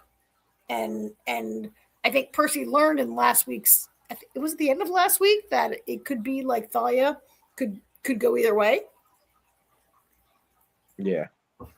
Could go to Luke's side, or could go to Luke's side, or could go to Percy's Well, it's side, right? even before, even before it gets to, towards the ending there, I started thinking about that. They're talking about Thalia the whole time, and I'm thinking, oh shit, we keep assuming everything's Percy, but what if it's Thalia? And then of course that's how, kind of where the story went. Yeah. And so as Chiron is telling his story, we meet our new Zeus. Yes. So it's Courtney B. Vance, who's a great actor, who's, done so many great things, been around for a long time. Happy to see him. Sad that, it was Lance Reddick, right? Who was Zeus originally. I think Courtney B. Vance is a pretty good person to take over. I kind of like him. I don't know. Do you like Courtney B. Vance in this role? I mean, that's a good recast when you don't have a choice. Yeah. And it turns out, like, what a surprise. He's a major dick. And he basically, it's Zeus. Yeah. And he did this to Talia because she refused to, like, be his weapon. Like, he didn't turn her into a tree to save her, as everyone thinks. He turned her into a tree to punish her, really, right? I mean, and we get this whole backstory from Chiron about how the Furies showed up, and they were like, "Oh, by the way, Thalia, Zeus wants to use you," and she's like, "No, I'm not into it." And that's when Zeus is like, "Fine, you're a tree." I think, right? Am I summarizing that correctly? Yes. All the parent gods are total jerks, right? Yeah. Duh. Yeah. I mean, major jerks. And I think, I don't know, but I think from what I've read that maybe the books are not quite as clear on this as they are right here. That we learn a little more, but I'm not really sure. I think it might be a little bit off book, but I don't really know. So anyway, we get this whole backstory, which sets us all up for the whole rest of the episode, which is like the attack on camp, right? Yeah. Yeah. I mean, that was, it was, I don't know if it was obvious to you, but every time you thought, you knew who the villains were, it turned out that the villains weren't the villains. It was the other people that were the villains. Yeah. Except for those guys. Those guys were definitely villains. Well, yeah, I mean, like obviously there's certain ones, but I'm saying like the ones that were working with Luke who were still at camp. Oh yeah. Like we get this part with this. So I don't really, I'm not 100% sure. I think it's Chiron who refers to, where's this picture of this guy? They call him Mr. I don't remember his first name, but I know that Chiron, I think it's Chiron, or somebody calls him Mr. Rodriguez. So I just know him as Mr. Rodriguez. Yeah. I don't know his first name. Mr. Rodriguez, who we think is like helping all along, suddenly like turns, and it turns out that he's like aligned with Luke's side. I thought it was did you see that coming? I thought that was a good switcher. That was a good twist. Yeah, I didn't see that coming. Yeah, I didn't see it either. I liked the whole part. I liked the part where I don't know if I like the part where this becomes a whole camper fight. Like, I don't have a picture of it, but Tantalus gets killed, and his deputy chief, who's his deputy guy? I want to call him Bacchus, but he has another name, right? Dionysus. Is totally ineffectual, and there are basically no adults present who can give any kind of direction, and it's all kids. Dionysus is like, that's not true. And Percy's like, I spoke to him. He's like, oh shit. Yeah. Yeah. And it becomes totally kids with no parents, which is a thing that happens in YA books, right? Like parents are not a part of it. And it becomes a whole like kid battle. How'd you like the battle scenes? I don't have good shots of the battle because Disney didn't release them, but there are some, scenes of fighting, which I think were okay. Yeah, they're pretty good. I mean, Clarice gets kick ass some more as usual. Mm-hmm. Luke shows up. We get a good Luke versus Percy fight. Decent Luke versus Percy fight, right? In his then Thalia comes back, and that was great with Clarice, what she did when she stuck the fleece on the end of the spear. Right? That was a good idea. And Percy throws it and says, like, you complete the quest. And she like puts the fleece on the end of her spear and throws it onto the tree, and brings Thalia back to life, which seems a good idea, but we have kind of learned that it's not a great idea. Well, it doesn't look like it's going to be a great idea. It doesn't. And poor Annabeth, right, who has been waiting and waiting for her friend to come back to life. And I'm not sure which way that's going to go. I mean, it remains to be seen, obviously, how that's going to play out. Yeah. I mean, when I downloaded this picture today, it made me think about how much of the last 2 episodes have been about, Percy and Annabeth talking about making decisions. And every decision you make means something. And I think it was last week that Percy says to Annabeth, like, can you imagine having to choose between your 2 friends? It's really very painful. And it's a really hard thing to do. And I think Annabeth is going to do that in the next season. Well, no, actually, Thalia's got to make that decision. Thalia's making a decision. Does she go with Luke or does she go with Annabeth? And then depending what she does, if she goes with Luke, does Annabeth go with Thalia or does she go with Percy? She goes with Percy without a doubt. You think so? I mean, she idolizes Thalia. Yeah, but there's no way Annabeth chooses to destroy the gods. There's no way she chooses Kronos. Yeah, she's a daughter of Athena and she's very knowledgeable. She's not choosing Kronos. There's no way. Yeah. How about this part? Where Daddy shows up. Percy goes into like a little bit of almost a dream, it's a dream, right? Yeah, it's while he's in a coma. And his dad comes to him, which is kind of cool, but it's kind of shitty that your dad only comes to you in a coma and doesn't actually help you in what you're doing. Well, listen, the gods are not known to be great parents. No, you're right. They're not. They're terrible parents. I mean, and these kids are only demigods, and they don't claim them, and they don't support them. They claim them, otherwise they wouldn't be there. Well, they're not all claimed, right? Percy wasn't claimed when he showed up. They're not all claimed, I think. They have to be claimed, or they can't flood. Percy was claimed while he was at camp. Was he? I thought he was claimed before that. No, I think Percy was already at camp because hang on, I'm dealing with my freezer. Give me 1 second.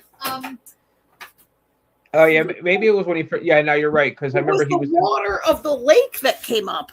Yeah, he was in the water, and then Poseidon's. Yeah. Trident was overhead. Poseidon claimed him while he was already. He had never been claimed, and he was claimed at camp. They're not all claimed, and but they have this. I love that he's wearing a pea coat like a sailor, and they have this like kind of really good parent moment. And then there's also a really good moment where like Tyson comes up, right? And I mean, there's 2 great moments where Tyson first saves Percy's life from being like almost killed in the battle, and then there's also a moment where Daddy is like, Tyson, I need you to go to my fort. Hey Doc. Where Poseidon finally like really like embraces Tyson in a way he hasn't before and says, look, I need you. I need your skills. You got to go create weapons for the war. I need you to go like to Hephaestus underwater, wherever, blah, blah. And Tyson gives this really nice monologue about how like I was alone and I prayed for a friend and the God sent me a brother, which is kind of nice, right? Yeah. Because Percy was kind of a jerk to him a lot. Yeah. Yeah, I guess that's the big change that everybody was talking about from the books. I guess in the books, Poseidon doesn't actually shows up. He sends Percy a letter that says, brace yourself. Who does? Poseidon sends but this. So we get this whole dream sequence. That's not what happens? Yeah, I guess in the book, he gets a letter from Poseidon that just says, brace yourself. Well, that's not very helpful. Right? like brace yourself for the war. And also there's this, like the whole prophecy thing and Percy's dream is not resolved by the end of the season, right? I'm a little surprised. I thought that this particular shot of the prophecy might be resolved, and it's not. No, because I think, well, that's yet to come. Yeah. So I'm not entirely surprised that wasn't resolved. Yeah. Like I said, this chapter of the story, the Sea of Monsters storyline, has come to a resolution, but the overall story, because we're going to come to another book next season, right? Which I think might already be in production. It right? Yes. It is. I think it is, yeah. So we'll see what happens. I feel like this second season was maybe a little less tight than the first season was, and we've got like a bunch of threads going on with, we got this dream, we've got Thalia, we've got like, Tyson and Poseidon. There's some things going on, but I guess I expect that from a second season and from a second book. In general, I think I've kind of liked this season. Yeah, no, I think I was just going to say, I think this season was definitely better than the first season. I think so. Yeah.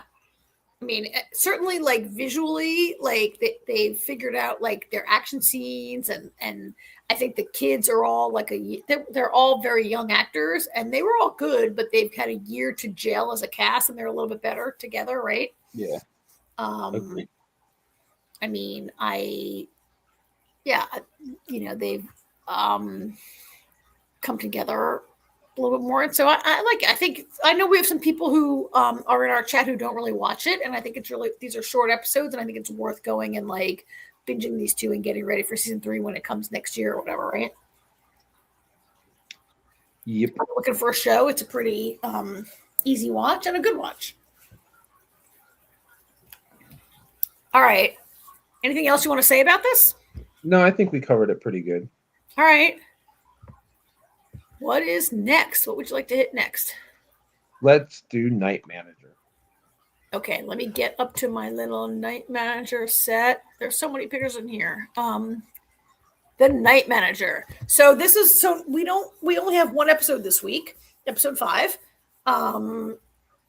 It was a pretty, we're now in the real action. We're getting near, we're in the second act or the third act or whatever, the back half. And the back half. We're back half, and we're now like all action. And it's not all action, but it's all tension. Like this is not action, but it's tension, right? Can I hear you? Hello? What did you say? AJ, I can't really hear you. I didn't say anything. Oh, you got a little like muffling there in your So how did you like this episode? I loved it. I mean, I watched them all in like 2 days. Yeah. And did you rewatch for this week, or you just remember it? I did not. I just basically remember it. Well, most of this episode is really surrounding like this meeting between Jonathan/Matthew and Dickie, right? Setting it up, having it. I love this part. It's so great to see these two together again. And I mean, Roper dominates this episode, I think, and it's well worth it. It's great. Oh yeah, I mean, it's great because they both think they have the upper hand. Yeah. So, Matthew, what are we calling him? Jonathan? He has to like, he really wants to get this guy to, I think, is he being a little reckless? Yes. Is he able to get the guy? I don't know. And then Dickie is so like, wants to get Jonathan because he's kind of angry. But I think they both, I mean, it was clear from the first season, if any of you watched it, that they really kind of liked each other and enjoyed each other's company, right? Like they could have been like I think Jonathan hates Dickie for what he does and who he is, but he kind of likes him as like this bon vivant, like great party guy, friend kind of guy, right? I don't know. I don't think Jonathan likes him at all. I think he's good at playing the part. Dickie definitely liked Jonathan. Yes, you're right.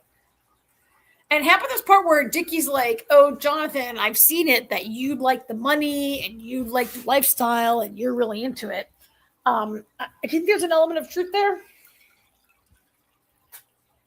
I think he definitely thrives in this role of deception. So you don't think it's Dickie thinks it's the money and the high living, like at least in this meeting, Dickie says, like, "Oh, I saw that you look. I'll give you $50 million and you can disappear and be independent, and I'll, you love it. You want the life."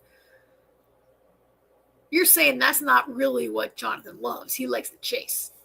He definitely likes the chase, because if you think about it, he could have very easily kept that 300 million from season 1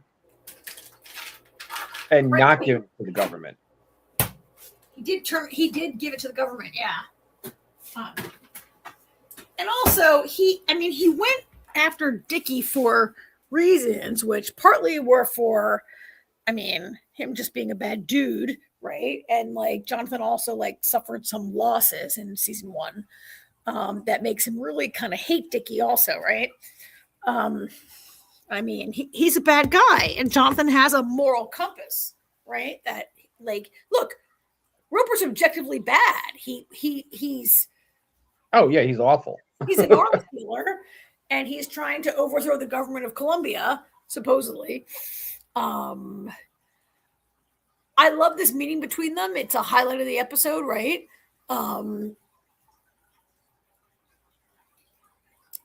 I was surprised that we saw kind of really. So we didn't see that much of these two together. I don't have a shot. Amazon Amazon doesn't put a ton of photos in their press dump. And I don't really have a picture of this meeting between Teddy and Jonathan, which happens, right? Where Jonathan is like, okay, he meets with Roper, and then his next step is to destroy Teddy, really. Like, he destroys Teddy in this episode. I don't have a shot of it, but that whole scene where he I think I said to you last week where this whole bit where the private investigator is recording everything under Chloe's collar. And I was like, oh my God, I hope he's recording it and not just listening, because I'm sure that Jonathan's going to play this for Teddy. And that's what happens this week, right? Jonathan plays for Teddy. How did you feel about that scene? Oh, I totally saw it coming, Yep.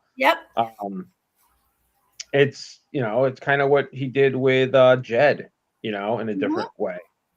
I mean, Jed also knew how bad Dickie was to begin with. She was. Yeah. But yeah, I totally saw it coming, but I felt kind of bad for Teddy in that moment, right? Yeah, Teddy is definitely becoming a sympathetic character. He's very complex. Yes, right. He's becoming this guy, this like orphan child who like worshipped his father, who came once a year, and he's really, look, I'm not saying you should become an arms dealer and create a mercenary army because you miss your dad, but he really, like, you're right, he's very complex. Like, would Teddy have done this if he wasn't like starved for love of his father? And like, it's so clear that like Dickie has really like manipulated him. Yeah. And intends to kill him, we think, right? No, he tends to just leave him behind. Mm-hmm. Somebody's got to take the rap for everything that's happening in Colombia. So I wish we had a photograph of it. But when Jonathan leaves that laptop there and has Teddy listen to it all, and then he says, "Teddy, play the last tape," and play the last file, and it's the one where he says, like, "Oh, what's the other kid's name? Danny. Danny's my one and only son." Yeah. And Aaron, like, it's heartbreaking, right? Yep. It was a great part of the episode, I thought. I love that scene. Yeah. So what do you think about Roxy? Oh, Roxy. I think she's going to get herself killed. I don't think she comes out of this alive. She, the whole thing happens with the kid after, the the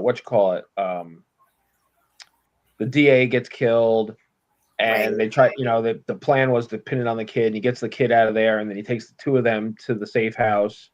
On the run. Yeah. And they're she is weirdo. just so like,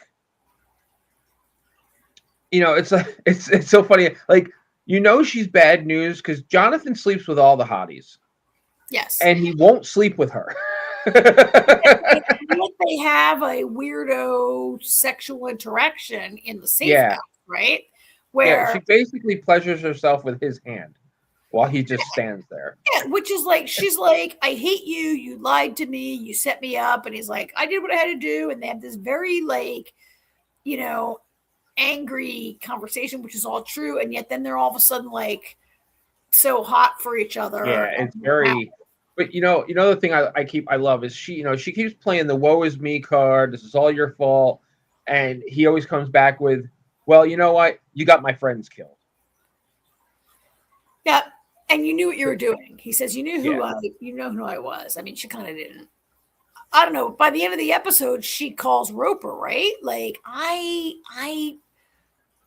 mean, I think she's trying to. An idiot. It's like, who am I safer with? And she thinks if she goes to Roper, she's going to be killed. She's definitely going to be killed. She think, I mean, the way she's playing everything, she thinks she's manipulating everybody, and she ain't manipulating shit. And the last person she's going to be able to manipulate is Roper. At this point, she has nothing. She has no information. She has no leverage. All she has right now is her sexuality, right? Like, what is she brokering to Jonathan or to Roper? Like, Roper knows who Jonathan is. He's after him. He's met with it. Like, I don't know what Roxy thinks she contributes to the effort at this point, right? When she shows up there, there's no reason they wouldn't kill her, I think. Yeah, I mean, her whole plan going to Roper at the end there. I mean, that line that he says to her about sending her mother 31 shoe boxes, one for each day of the month. Yeah. I don't know what she thinks. What do you think? Well, that's the thing.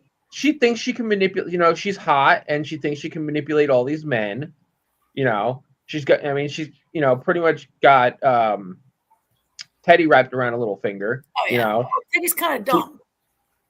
Well, Teddy leads with his heart. Teddy is very eccentric and definitely leads with his heart, which is why part of the reason why Jonathan is able to bring him over to his side, because he's kind of got a thing for Jonathan. Teddy's out of his league, like intellectually, also experience wise, knowledge wise. Like Teddy's been used by pretty much everyone. At least Roxy kind of knew she was being used and was trying to use everybody else. Yeah, but Roxy, she's even further out of her league. Like, if she thinks she's gonna pull one over on Roper, whatever her plan is, she is sorely mistaken. But she thinks she's been in the know. Like, Teddy's been clueless the whole time, right? Like, she's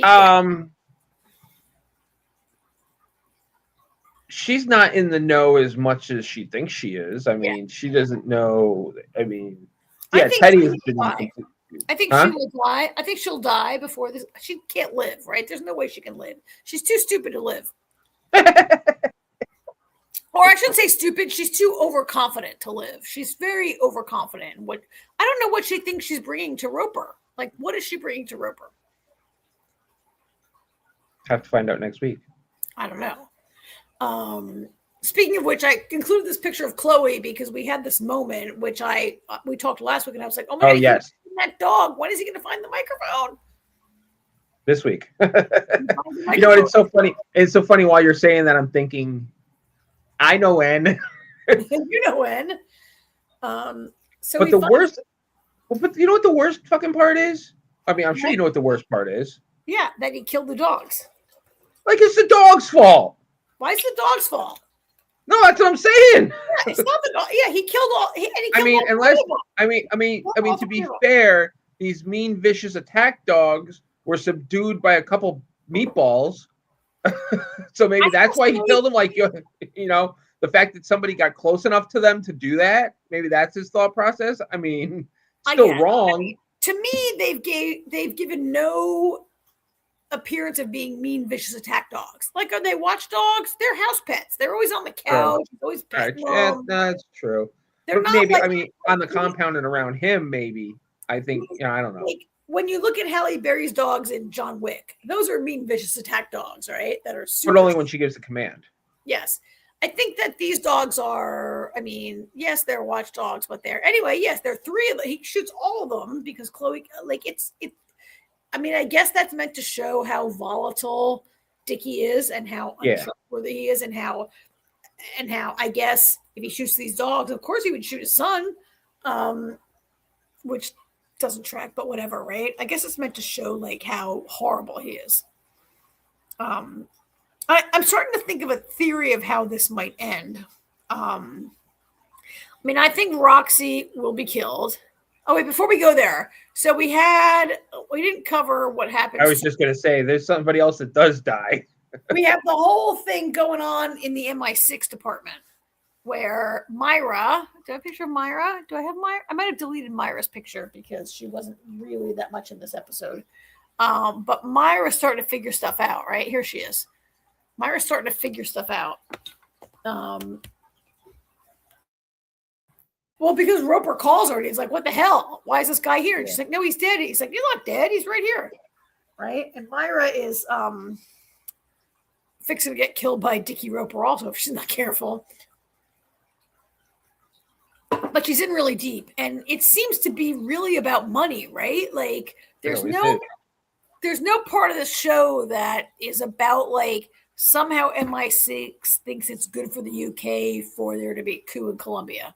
It's all about her money and her personal enrichment, right? So we had to say goodbye to Basil this week. Yeah. I was holding out hope that they were just going to keep torturing him. But so that he could live, so he eventually could get rescued somehow. Yeah, I liked Basley. He was a good addition to the team. Too, but he's alone. Like if he was in Colombia, he had a chance that either Sally or Jonathan could save him. But he's back in the UK. He has no chance, right? I was really sorry to see that happen. I mean, he does really resist Myra, and he lies a lot, and he's pretty good. Yep. Yeah, that's the great thing. He doesn't give her anything. So no, he doesn't. He dies, and we also in this episode see Sally like not take her passport. She's got a way out of the country, and she decides to stay. I'm not sure that is a good sign for her, but I think she might make it out of the show. I think she might live. I don't know. I know you can't say you've seen it. I think maybe Sally could live. I think it's possible that Jonathan gets his whole team killed, and that we could take that into season 3.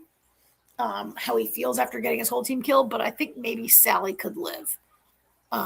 Only through her own dumb luck. She hasn't shown, I mean, she's inexperienced, right? And she hasn't shown a real... Well, she hasn't really been in any type of danger. She's pretty much behind the scenes. Yes, and she goes around and is like, in this episode, she goes to the, I don't have a picture, but she goes to the prime minister, deputy prime minister, deputy, whatever she is. And she's like, by the way, that guy was murdered, and she's afraid, right? She says like, oh yes, I'm here. Like that conversation indicates that this woman knows that she's in danger. And Sally maybe is going to save her. I don't know. I mean, obviously they're going to thwart the coup, right? Before it's over. I think. But R.I.P. Basil. We hardly knew ye. So where my theory is going, so there's another, this was episode 5, so there's one left. I've been thinking, so I'm thinking that Roxana will die. I think Teddy might die. I think Teddy might give his life to try to bring down Roper. And I'm working up a theory that I think maybe Roper would die and that Danny could become the new, like, I don't know. Danny's only like 16 or 17, right? But do we have a time jump? We have another time jump, 10 years. And Danny now becomes like the heir to his father's empire. And he's very bitter and angry young man and becomes the new big bad. I don't know. I'm kind of like, I not sure. Earlier on, I thought, like, why is Danny even in this? Because we had that one episode where he's like, he's like, I'm so mad at you. I'm in boarding school and blah, blah, blah, right? And then it became clear now why, because Roper values him so much more than Teddy. But I feel like maybe Teddy dies and then Danny might be a part of next season. I don't really know. But I'm kind of feeling that right now. I don't have a real theory, but I'm kind of feeling it. I don't think Teddy can. I think Teddy dies. As part of bringing down Roper, Teddy dies. And that's another thing that Jonathan has to bear. I don't know. All I'm going to say is I can't wait to hear your thoughts next week. So it's a good season finale, huh? All right. Looking forward to it. I don't see a lot of comments in the chat. I don't think everybody watches this except for you and me.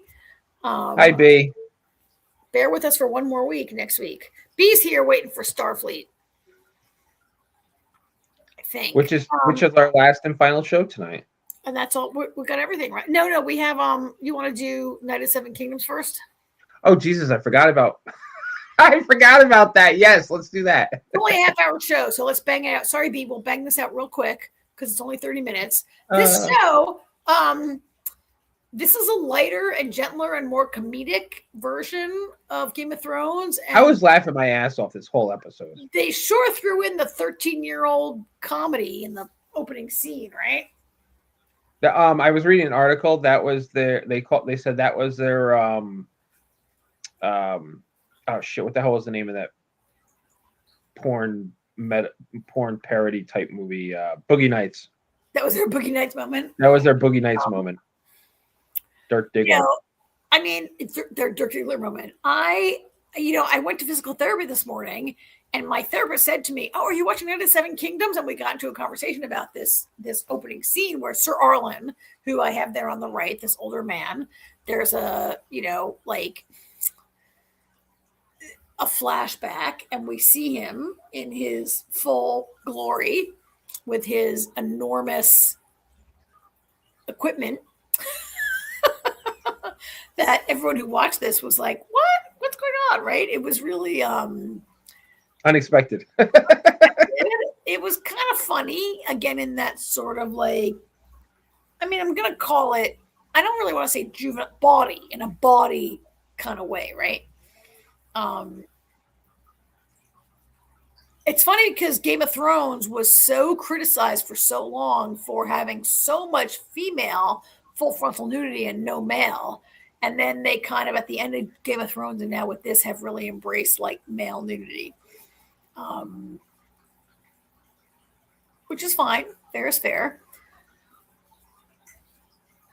Should have watched Spartacus. There was plenty of both. I did think a little bit like maybe so as we see this flashback, it's because Dunk is trying to explain to all of these lords how great Sir Harlan was because he wants to get into the tournament, right? And I kind of feel like watching this episode, like a lot of what Dunk feels about Sir Harlan is idealized because this man was so good to him and raised him like a son, right? And he's always like, oh, he was not a great fighter, but he was so. We saw that whole flashback where Dunk is saying all these wonderful things, and we're seeing a man who was pretty much not like. Well, at this stage of the guy's life, he's pretty brittle. Well, and he was not an exceptional sword. He was not an exceptional knight. He like provided his service. He was whatever. And I was kind of like, oh, so like this huge endowment that he has. I mean, is that also idealized? It's funny because my therapist said to me, like, and wait a minute, they also say he had no children. How does a man like that have no children? Maybe he's shooting blanks. Yeah, I guess so. It was kind of after we had the poop scene last week, and then we had this scene this week. It was he started. Yeah, I didn't think about that. We start one episode with a poop scene, and the next episode with a piss scene. With an enormous penis making the piss. Yeah. It was quite a beginning. The rest of this episode is mostly around the tournament, right? And we have a couple things going on. One is the arrival of a whole bunch of Targaryens show up. Yes. So, and we have 3 of them. So Baelor is the crown prince, right? Yep. He's not the king, and he's not blonde, right? He's not. It surprised me that he's a Targaryen, but his hair is not in any way remotely blonde at all. Which kind of surprised me because his brother Maekar is like the full blonde, the full white hair of the Targaryens. I'm not sure. Is there a dark horse that shows up once in a while in Targaryen blood? Yes, there are, depending who they marry, right? Well, their mother is Dorne, maybe. I think she's a Martell. I think their mother's a Martell, right? Martell. Is their mother Martell? I don't remember. I think their mother's Martell. Their mother's a Martell. I looked them up today. I actually asked Google, like, who are all these Targaryens hanging around? And their mother is a Martell. So I guess that's why he is a dark-haired. Baelor, the crown prince, is dark-haired. He shows up with Maekar, his brother. And Maekar... Okay, his wife is a Dane. That's what I was thinking. His wife is Diana Dane. His mother is Myriad Martell. Right, yeah. So I guess he's dark. His brother's blonde. He's the crown prince. He's much nicer. His brother's kind of like very stiff and gruff. And then Maekar has brought his obnoxious son Aerion, who's a total dick, right? Which you can tell. The blonder the hair, the bigger a dick you are. And it's kind of true. That's not Aerion. That's not Aerion, I don't think. Yeah, I think it's Aerion. Yeah. I think Aerion's the other one. I think that's Aerion. Anyway, because 2 of them are missing. 2 of the sons have not each one has a son that went off together and didn't show up, right? Or there are 2 or 3 missing. There's 2 missing. There's 2 missing. This guy, and okay. Doesn't say which 2 are missing though. This guy might, yes, they do, I think, in the episode say who's missing. They do name them, I think. But at any rate, Aerion's a dick. This guy's a total look. There are some Targaryens, if you're not familiar with Game of Thrones, the Targaryens are very inbred. They marry brothers to sisters, they marry cousins, and they have a line of insanity that goes through their family, and it doesn't afflict anyone. Some people are totally normal, some people are totally very violent and brutal, and we haven't seen it from this guy, but we've seen this guy as kind of a jerk, right? And very entitled. So we'll see what happens with all these Targaryens. They roll in, not much goes on with them,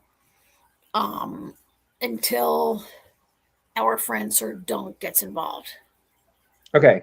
Prince Darren and Aegon are missing. Darren and Aegon are missing. This is Aerion, Daron and Aegon. And I think one is the son of each, right? I don't think they're both Maekars.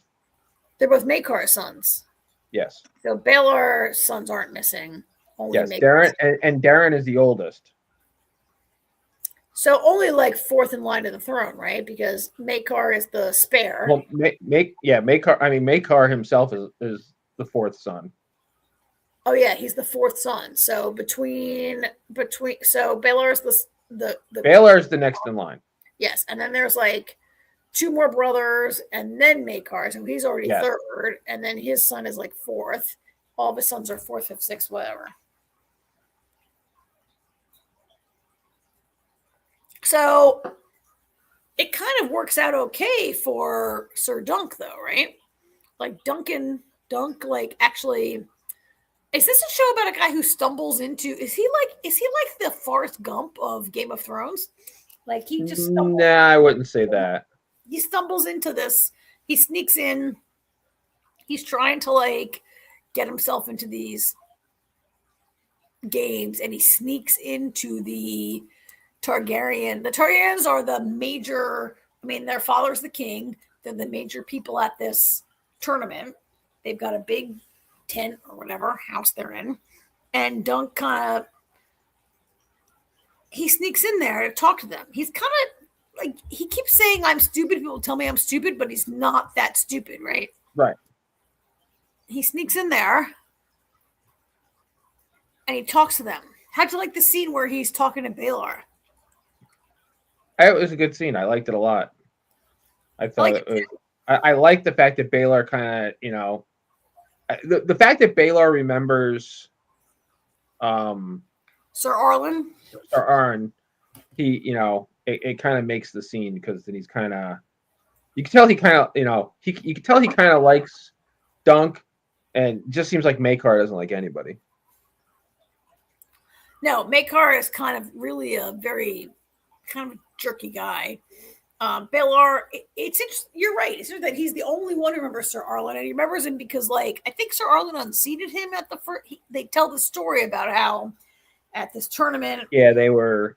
Yeah, he defeated Sir Arlen, and Arlen had knocked somebody else on their ass prior to that.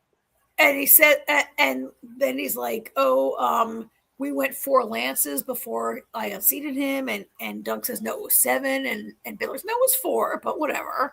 And it is a big switch from, like, not just Makar, but everybody we saw in the previous episode was like, "I don't know that guy, I don't know that guy, I don't know that guy," and Baylor makes it a point of remembering his more worthy opponents. He's going to be a pretty good king when he sits the throne, right? Mostly the Targaryens do not have a track record of being good kings that we hear about. Well, you don't hear about the good kings because the bad kings are more interesting. But that's not true.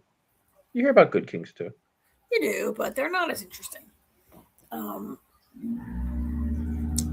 So Dunk sneaks in there, and he gets actually, like, Baylor's like, "Oh, I actually, like, I don't see any reason to keep you out of the tournament. You can, like, go in, whatever."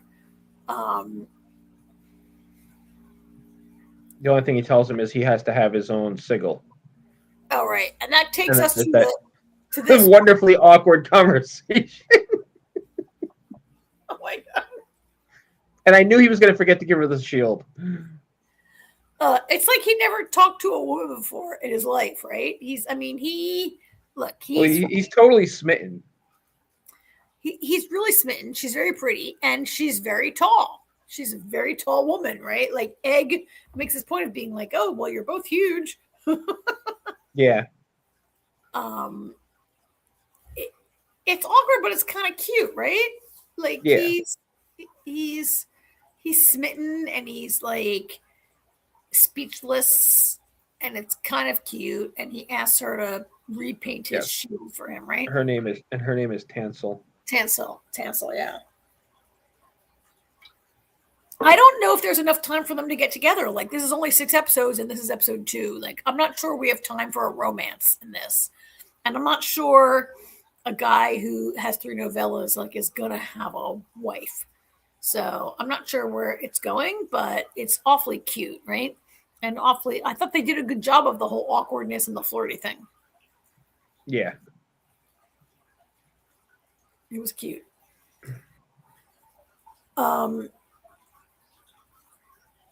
So there's a third part of the story, right? Which is the joust. Pinky and the Brain vibes. What? Golden Child said he's got Pinky and the Brain vibes. Yeah. I don't know, Kimberly and Golden Child, how'd you guys like this episode? Give us some more thoughts while we move on to the next part of the show, which is the joust, which includes, like, Lionel Baratheon. That's an old photo from. Oh no, actually no. First we have the tug of war. Yes, we do have the tug of war. I see Egg at the front of this, and I'm thinking, what the hell is he gonna do? Which at one point he actually puts his legs up on the rope because he's sliding. I guess it was kind of nice that all these guys let this little squire be in it, right? This tiny kid. Well, it's a combination of the knights and their squires in this tug of war. Yeah. I love when Lionel walks away and he's like, "I'll be right back," and then they start winning, and he's like, "Oh, I'm back." He goes to get a drink. He's like, "I'll be right back. I'm getting a drink," and then he comes back, and they. I was a little surprised. I thought this scene might go a little more to people glorifying Dunk because he's so big, right? He's the anchor man. He's so big. He's pulling. And I was like, "Oh, is he going to just pull it and be the winner?" People are like, "Oh, you're amazing." But no, he actually was more like a part of a team. I guess I in the end kind of like it that he was more like just part of the gang and not, yes, he right? I mean, he was the anchor, so which is yeah. where your power starts Yeah. from. So I did also love Egg putting his feet up so he wouldn't get pulled Yeah. in the mud, and I do still think that this relationship with Lionel Baratheon is going to come out to be like beneficial somehow to Dunk, right?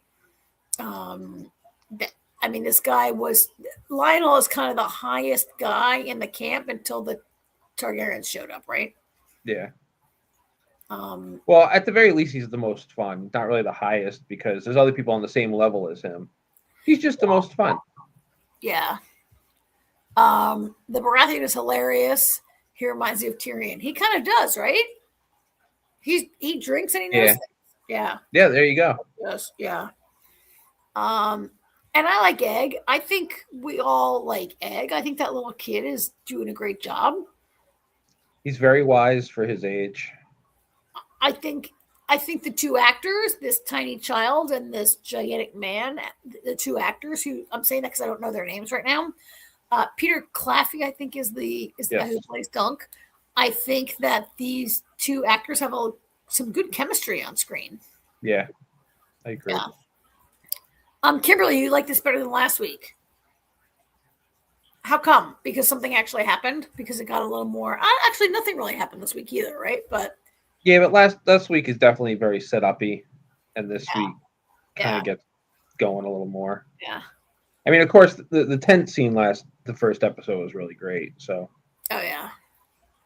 And we had the joust this week also. Yes. That picture happens to be the Targaryen, the young one. It's Darian. No, it's this guy. Or not Darian. Arian? Arian. Darian's one of the ones missing. Yeah. That would be him jousting. The joust was pretty good, although I do feel this episode had a lot of I didn't include any of the photos that are from nighttime. Like Game of Thrones, it tends to be really dark, and I think it's when they shoot day for night. Like these scenes can be really very dark. Well, the joust was also at night. Yes. And they shoot day for night, and it becomes really dark and hard to see.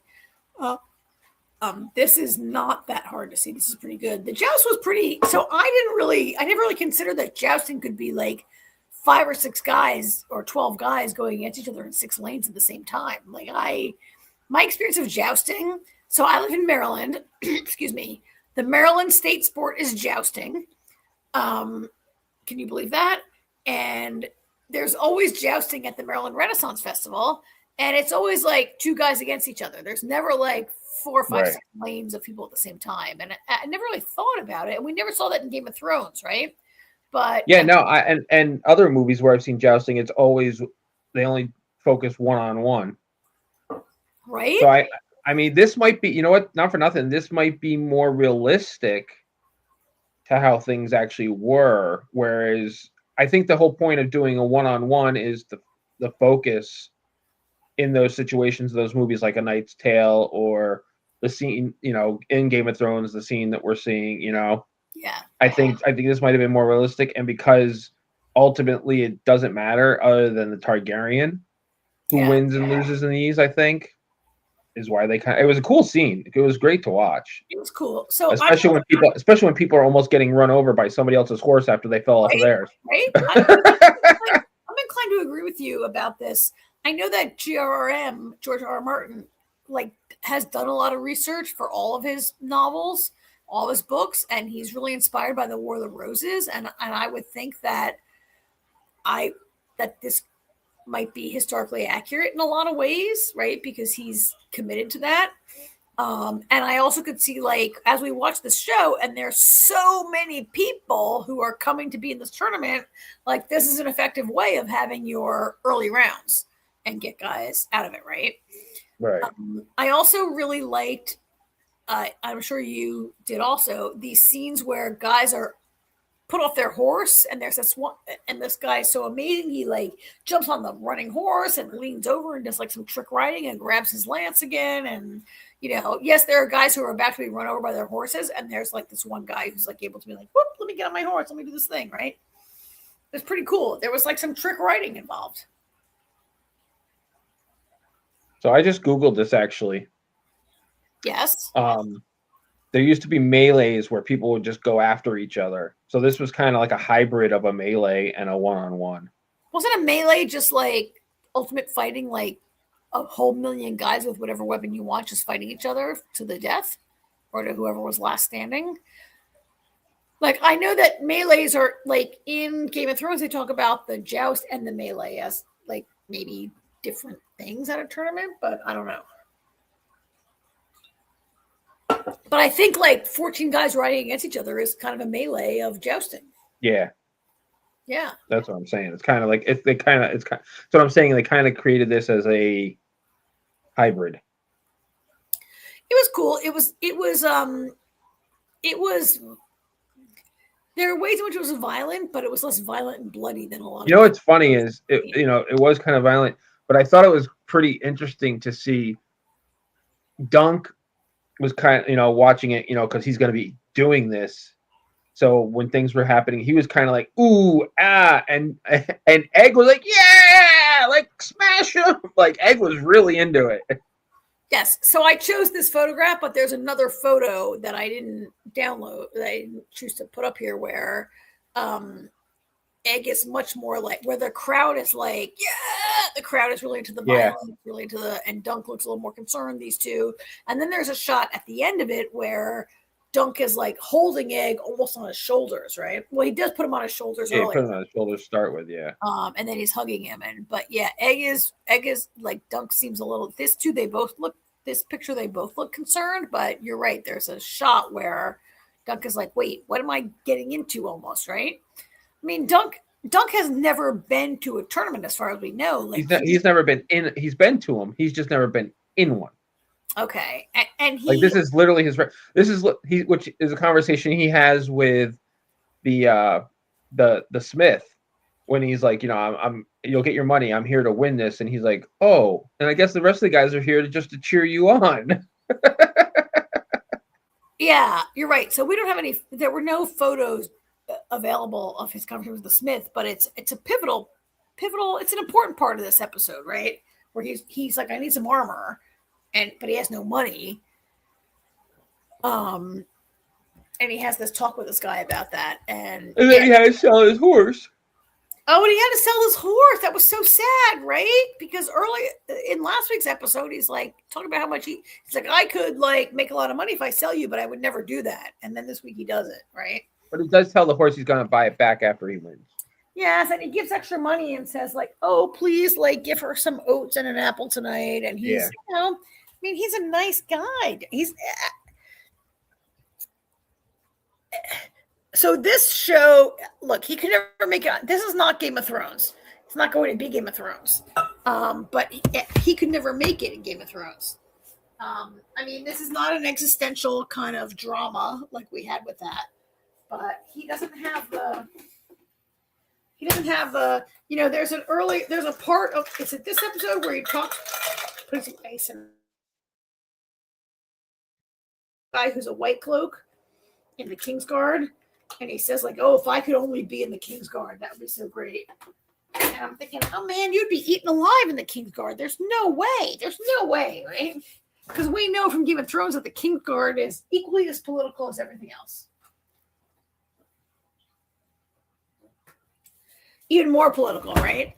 But this is not that show. This is not a guy who's going to be involved in this highly political. Right? I don't know. You're laughing. I don't know, but no, I was laughing at about, I didn't know that about what Golden Child said, that jousting is why we drive on opposite sides of the road. Shut up. No, really? Do you know that jousting is why our countries drive on opposite sides of the road? Really? I'll have to Google that later. And Beehive knew that, but I remember why. I'm going to Google that also. Especially, I live in a state where jousting is the state sport, and I didn't know that either. Don't ask me why. You have to Google that yourself. I have no idea why jousting is Maryland's state sport. So anyway, why is it not? One thing I got to say, I mean, I understand why the episodes are short because it's a short book. Yeah. But I hate it because like it ends and I'm just like, oh my God, it's over already.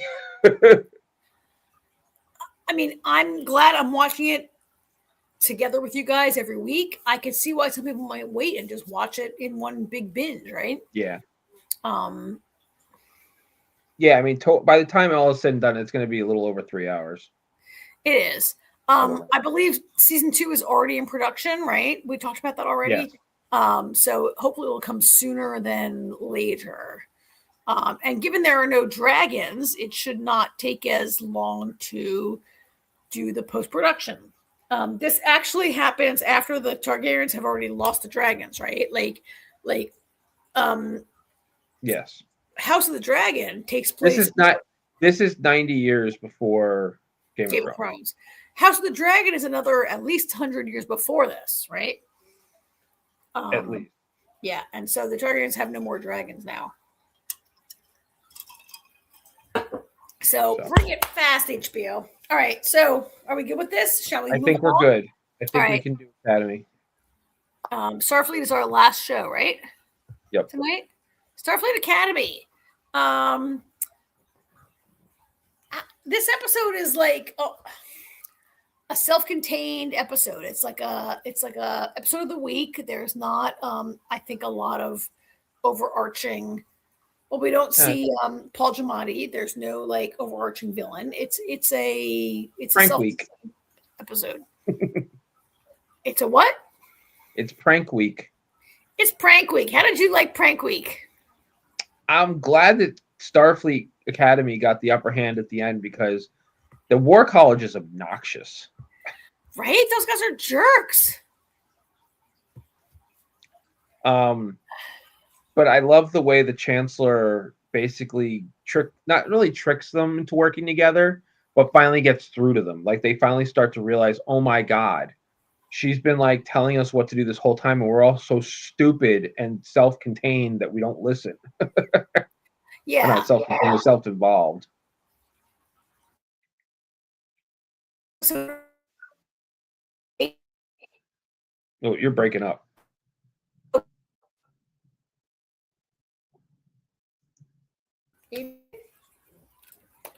There you go. That's better. All right. I'm gonna plug it. I might be losing battery. Let me plug in. I liked Prank Week. I liked the way they set up Starfleet Academy versus War College. I liked the whole thing with everybody playing. Is it called? Oh, I can't. Can you see that picture? Yeah. I'm losing my. I can't. Mine is not changing. I'm Calica. I liked all that. I did not love the Chancellor and Holly Hunter in this episode. Overall, but in general, I like the episode. Oh, there it is. It's about everybody trying out for Calica, which is a new sport that I didn't know about, I think, right? And I didn't know that somebody has to dress up as the mascot, which in this case is a lizard with fly eyes. I mean, it's basically capture the flag, but in this case, capture the mascot. Mm-hmm. Okay. And everybody's trying out for the team. And yeah, so capture the mascot. And in this case, like Starfleet Academy has the worst mascot. It is such a lame mascot, right? Although his mascot is not that good either. There's not a picture of it, but it's like freshman year going out for the varsity soccer team or whatever, or the varsity like laser tag team. I like the scene when they're in line. They're like, everybody here, you're all part of the team because you people all had either the best score or you're the mascot. Oh, yeah. Like, Laura says, like, your score was slightly less pathetic than everybody else's. Or you fit the mascot uniform, right? It was nice to see more of both Laura and Reno this week. Yes. We have not seen a ton of Reno. It was great to see her and Laura. We learned they are a couple. Yeah, that was an interesting way to reveal that they were a couple. When who was she? I don't remember who she was talking to. Was it Caleb that she was talking to? Where she was talking about how she gave up being on Discovery so that she could be with her. That comes later. I think she's just talking to Laura. I think Reno is talking to Caleb. Yeah, it was Caleb, right? Laura marches in and says, like, we were going to have turducken for dinner and you blew it. Yeah. Why are we having turducken? And so there's this big, like, argument about dinner. And when she leaves is when Reno says, like, look, I left a starship at the edge of space. On the age of discovery. Yeah, right? To be with her. And she makes it a lesson about, like, what you're willing to give up and what you're willing to do and whatever. I mean, the main part of it is these two competing to be captain. He's such a jerk. It's like I like him, but he's such a jerk. Yes, and this was a little bit too on the nose. It was very on the nose. This lesson of the week where they both want to be captain. Oh, and he's a terrible. B saying it was this bozo that she was talking to, not Caleb. Oh, this guy. Yeah, this guy is named. What's his name? Rainey. Raimi? Wait, I actually have a whole list of I pulled up a list of these characters and I left it up on my screen so I would know. And I can't find it right now. But yeah, he's a very striving for his parents' attention. His name is I gotta Google it real quick. Hang on, let me get my phone up here. I gotta talk to my phone real quick. Unless one of you guys gets it faster. What's his name? Yeah, Raimi. I was right. Raimi? Darren Raimi. He's very, I mean, he has major, it was very on the nose how these two are competing to be the captain. They both are high achievers. They both have daddy issues. They both have family issues, right? And they both are, it was a little, I don't know. Yeah, he tells Genesis the story about how he was playing some instrument and he got one note wrong and his parents got up and left. Yeah. Which, I mean, Genesis has not been very clear other than saying she's an admiral's daughter, but she has never talked about that kind of like a letdown from your parents, right? I'm wondering if it's going to turn out to be Odin Fair, the admiral's daughter, Odin Fair, the admiral's daughter. I don't know. No, I don't think it. No, I don't think it's going to be him. There's a lot of admirals in Starfleet. Yeah. These two. And also there's this whole will they or won't they thing, which is not that intense with them, but I wonder if they might. Well, it's actually kind of interesting because I feel like there is kind of a will they, won't they, but she keeps giving Caleb these lingering looks. I mean, we know that Caleb's totally into what's her face. Yeah. But helps into Tarima, but Tarima. Yeah. But I don't know. Just Genesis, the way she looks at Caleb sometimes. Like there does seem to be like, especially when he's with Tarima, there seems to be like a hint of jealousy there.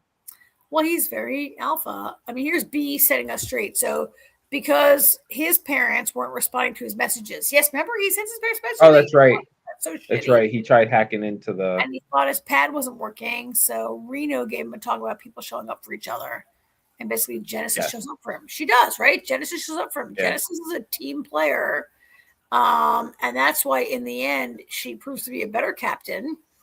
And he lets her have her plan was also a lot better than his. Yeah. Here's the mascot. He was awful when they were trying to do that shit. He's a terrible, terrible captain because he, as soon as they show up for the game, he says like, okay, our whole offense is me. He literally says our offense is only me. It's all me. You guys do defense. I'm the offense. Like it's the most transparently horrible leadership that it was almost too right. And then like Genesis has this other plan.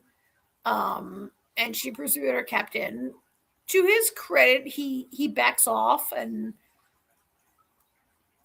cedes the captaincy to her as much as he can. I mean, that was kind of bullshit to me because I'm like, you're an objectively bad captain. Why do you have to like give it up? Why can't she just have it? Right. But whatever. They seem to come around a little bit. Yeah.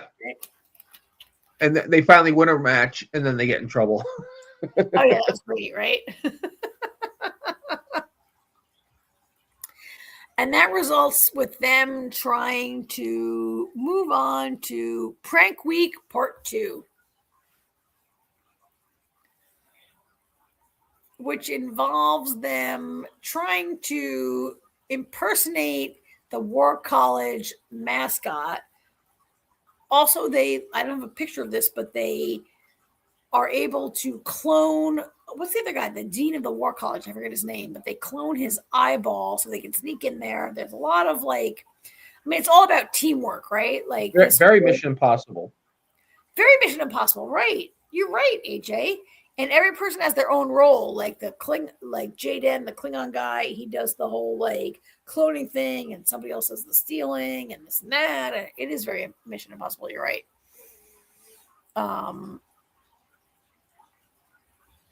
And it results in a victory because of these little tiny plants, which, by the way, I love those little tiny talking plants that are like, be quiet, be quiet. I love those little plants, but they remind me very much of Harry Potter, which has these. Have you watched the Harry Potter movies? There's these plants called mangroves. Oh, yeah. The mangrove little plants that are like little babies that you pull out of the dirt and they scream. Yeah. But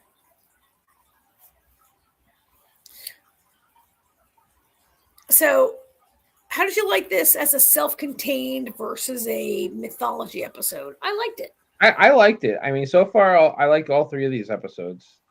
Everything's.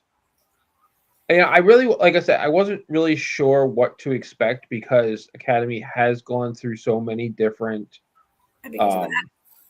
plans of what it was going to be.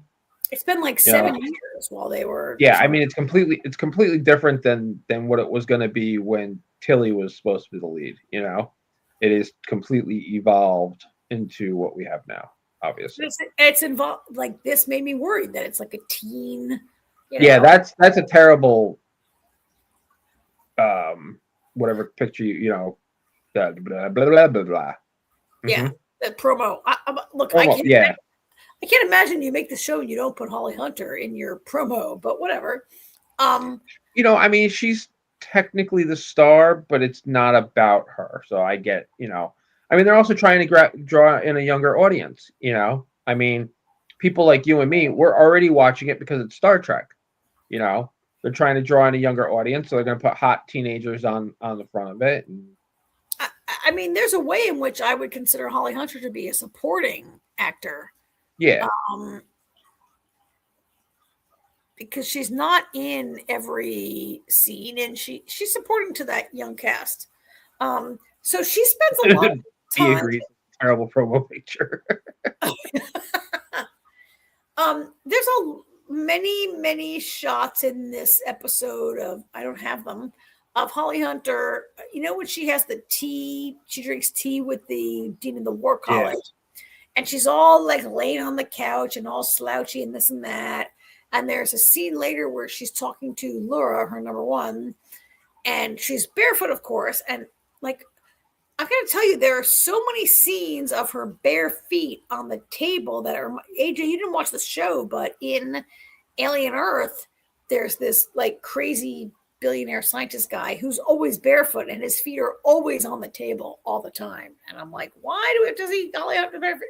Look, I don't care about her feet, but they're making a huge deal about her.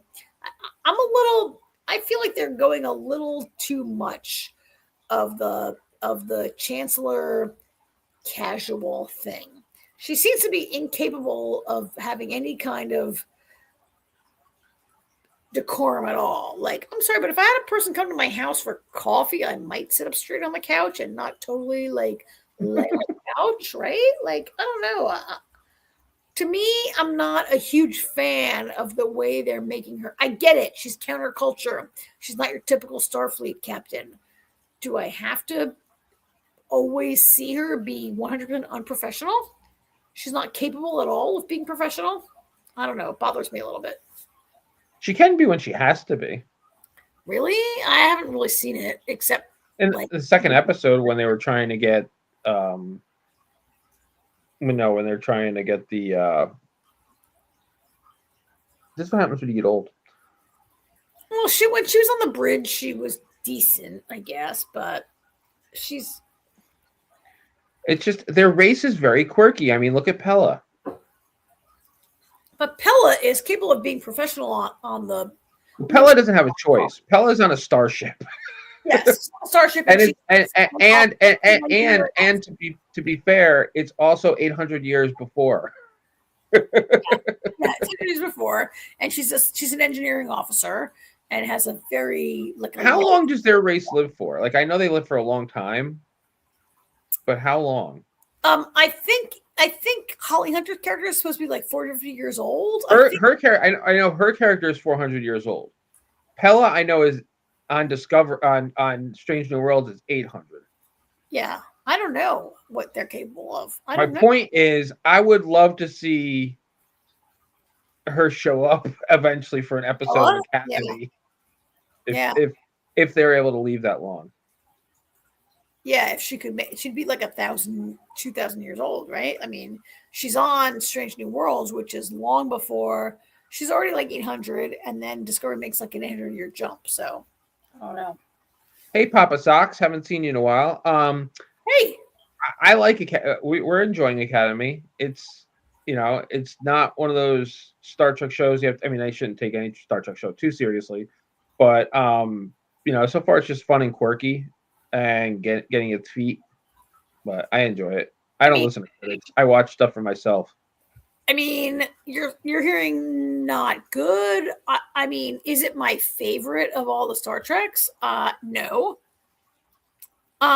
So it's only 400. I thought you were 400. So B in this episode, the guy who's the chancellor of War College, I forget his name. I want to say it's like Cregan. He says, "Oh, you're 300 years older than me," and she says, "Oh, 352," which I think makes her. How old's that guy? Like 50? So it makes her like a little over 400 years old. I think. Yeah. 400 is just a round number. 400 plus, I think. I don't know if I think she's 400 years old. I think she's like 800. I don't. No, she definitely sits around 400 in the first episode. Do I think this show is good or not good, Papa Socks? I think it's okay. It's not my favorite. I think Strange New Worlds is my favorite of all the new Star Trek shows. I have not watched the animated ones of the live action. I think Strange New Worlds is my favorite. Show exact number. What? Captain Aki is 420. She's 420. I think that this show needs to find its footing. It's only episode 3.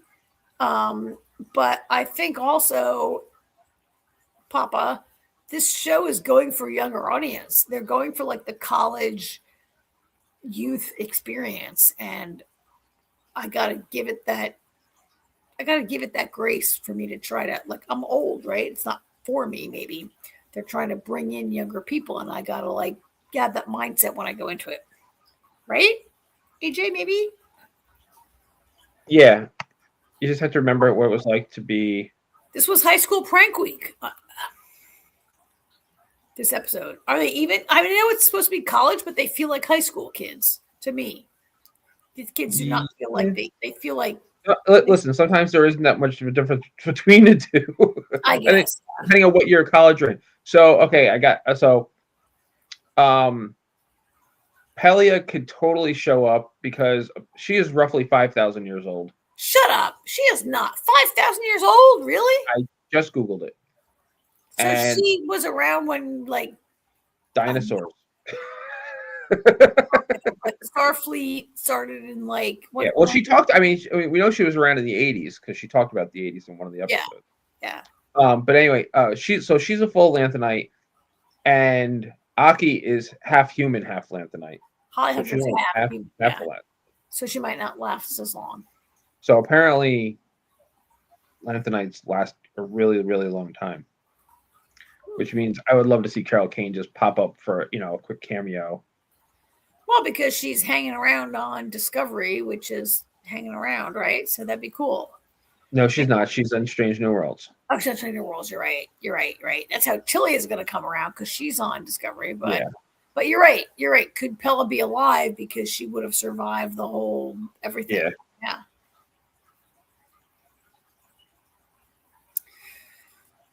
Okay, so I guess we're still sort of like we see Pella in the 80s during Time Travel Strange New Worlds. Yes, that's right. Thanks, B. We do. For a long time. So again, I don't know, B, are you liking B? You've watched all 3 of these. I know you're a big Star Trek fan. How are you liking it? How are you liking this whole like youth approach to Star Trek?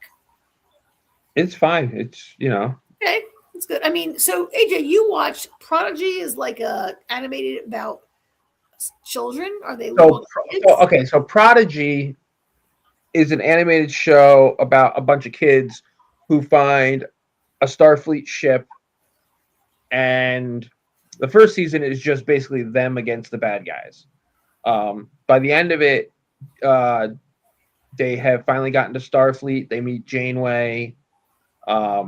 Come to find out that Chakotay was the captain of the Protostar before it went missing, and it gets much more Star Trek-y from there. Like the kids are in the academy now, or they're in training. They're like Janeway's pet project. Okay, isn't that essentially that Star Wars show that I hated on Disney, where there were some kids who found a ship and they were gonna Skeleton Crew? I hated Skeleton Crew, right? You didn't like Skeleton Crew? Skeleton Crew was... I only watched 2 episodes and then I was like over it. It got better. Is Prodigy basically Skeleton Crew? No, not at all. Not at all. All right. Prodigy is definitely better than Skeleton Crew. Okay. So B is liking it pretty well. I wasn't so excited about watching Prank Week, but I ended up laughing a lot and cheering for the Academy kids.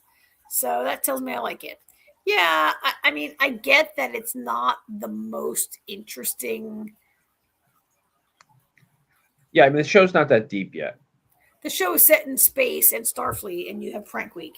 So I also feel like these actors and these kids seem a little old for, I don't know. I feel like they're in college, but they all skipped high school, right? Like, well, to be fair,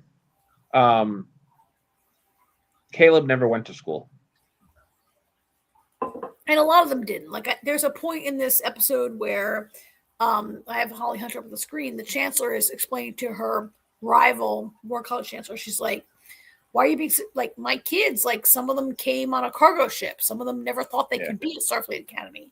Some of them, like he's got the elite kids and she's got the more rounded group of kids, I think, right? Yeah. I mean, Sam's only 4 months old. Yeah. Yeah. Papa was asking, what is the other show with the ship stuck in space and all the leadership died and the randos are running the ship? And that show is The Ark. Thank you. Yes. That show, I think, was it just kind of wasn't even canceled. It just kind of wandered off into Nowheresville, right? Never to be renewed again. But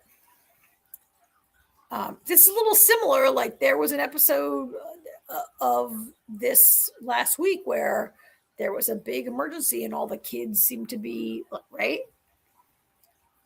running the emergency last week. Anyhow, it's okay. So I've seen a couple more that this episode I thought was a little bit better than the last week episode where there was so much of this drama about being attacked by Paul Giamatti and let's everybody have this thing and let's like I felt like while this is like a less kind of serious plot line this week where it's Prank Week, it was more clear through line of the character development and what everybody coming together as a team. For me, yeah, we're still we're still getting to know the characters. Yeah. So we'll see. We might all come to hate it by the end, right? Like, hey, it's only 3 out of 8 or so far so good. 8, at least 8, maybe 10. Not sure. Yeah, I think there's 10. And there's 10, yeah. But all right, so that's all of our shows tonight, right? That finally wraps us up. Yes. All right, and we only have you and me in our little tiny little, our little tiny little. Let me click us into our regular display. It's a little better. Speaking of the arc, we don't even know when that. We know it's coming this year. We just don't know when yet. Is it even? I'll see it. I'll believe it when I see it. What do you mean? The arc. It's coming. They've announced that it's coming out in 2026. They just don't have an exact date. All right. So I can't get us out of here because Jamie set us in here, and I can't flick us. Oh. So, right. Whatever Jamie did to us, we're stuck. I see. Whatever. It's fine. Here we are. But all right. So everybody, thanks for coming tonight. I don't know if we have any more commenters in the chat. I feel like Holly Hunter is too phenomenal a talent to go deep. Not to go deep. Yeah, I'd like to see her go deeper. Her character is very kind of kooky and quirky right now. Nothing happened to Silo. We're just waiting for season 3, which could be 6 years from now. The way these streaming services are. We're waiting on Silo. Silo's definitely coming, right? That's a very high. Yeah. I haven't heard anything about when that season 3 is coming though. You guys are stuck in the Matrix. We are. Look, we're stuck here. We can't move ourselves. We can't. So next week it'll be a little shorter. We'll still have Duncan Egg, Starfleet, and Night Manager. But we're dumping. Percy Jackson is over. Runaway's over. But we are going to have some Wonder Man stuff going on. So. Oh yeah, we'll be back tomorrow apparently. Probably back tomorrow to watch Wonder Man. So apparently Jamie's gonna watch the Discord. Jamie might do a watch party so everybody can watch Wonder Man, and then we are gonna jump online and talk about the first maybe 3-ish episodes, right? Yeah, Jamie said 4 was too many. Wonder Man's only 8 episodes, so we're gonna stretch it out a little bit. It is I'm not looking forward to this. Well, it might be good. Might be good. We never know. We haven't watched the show, so we'll see what it is when it drops. But it's part of the Marvel. That's that Marvel banner called Marvel. I forget what it is, but it's supposed to be like Echo, like 6 and 8 and done. We'll see. It's gonna be a one and done. Nobody's gonna want more after this anyway. It's one and done. And it's not gonna tie into anything. All right. And so anyway, if you weren't here in the beginning, keep an eye on Jamie's Discord and also on SciFi Vision because there's a whole bunch of interviews coming out, right? Including AJ interviewed Odin Fair for Star Trek, right? Yep.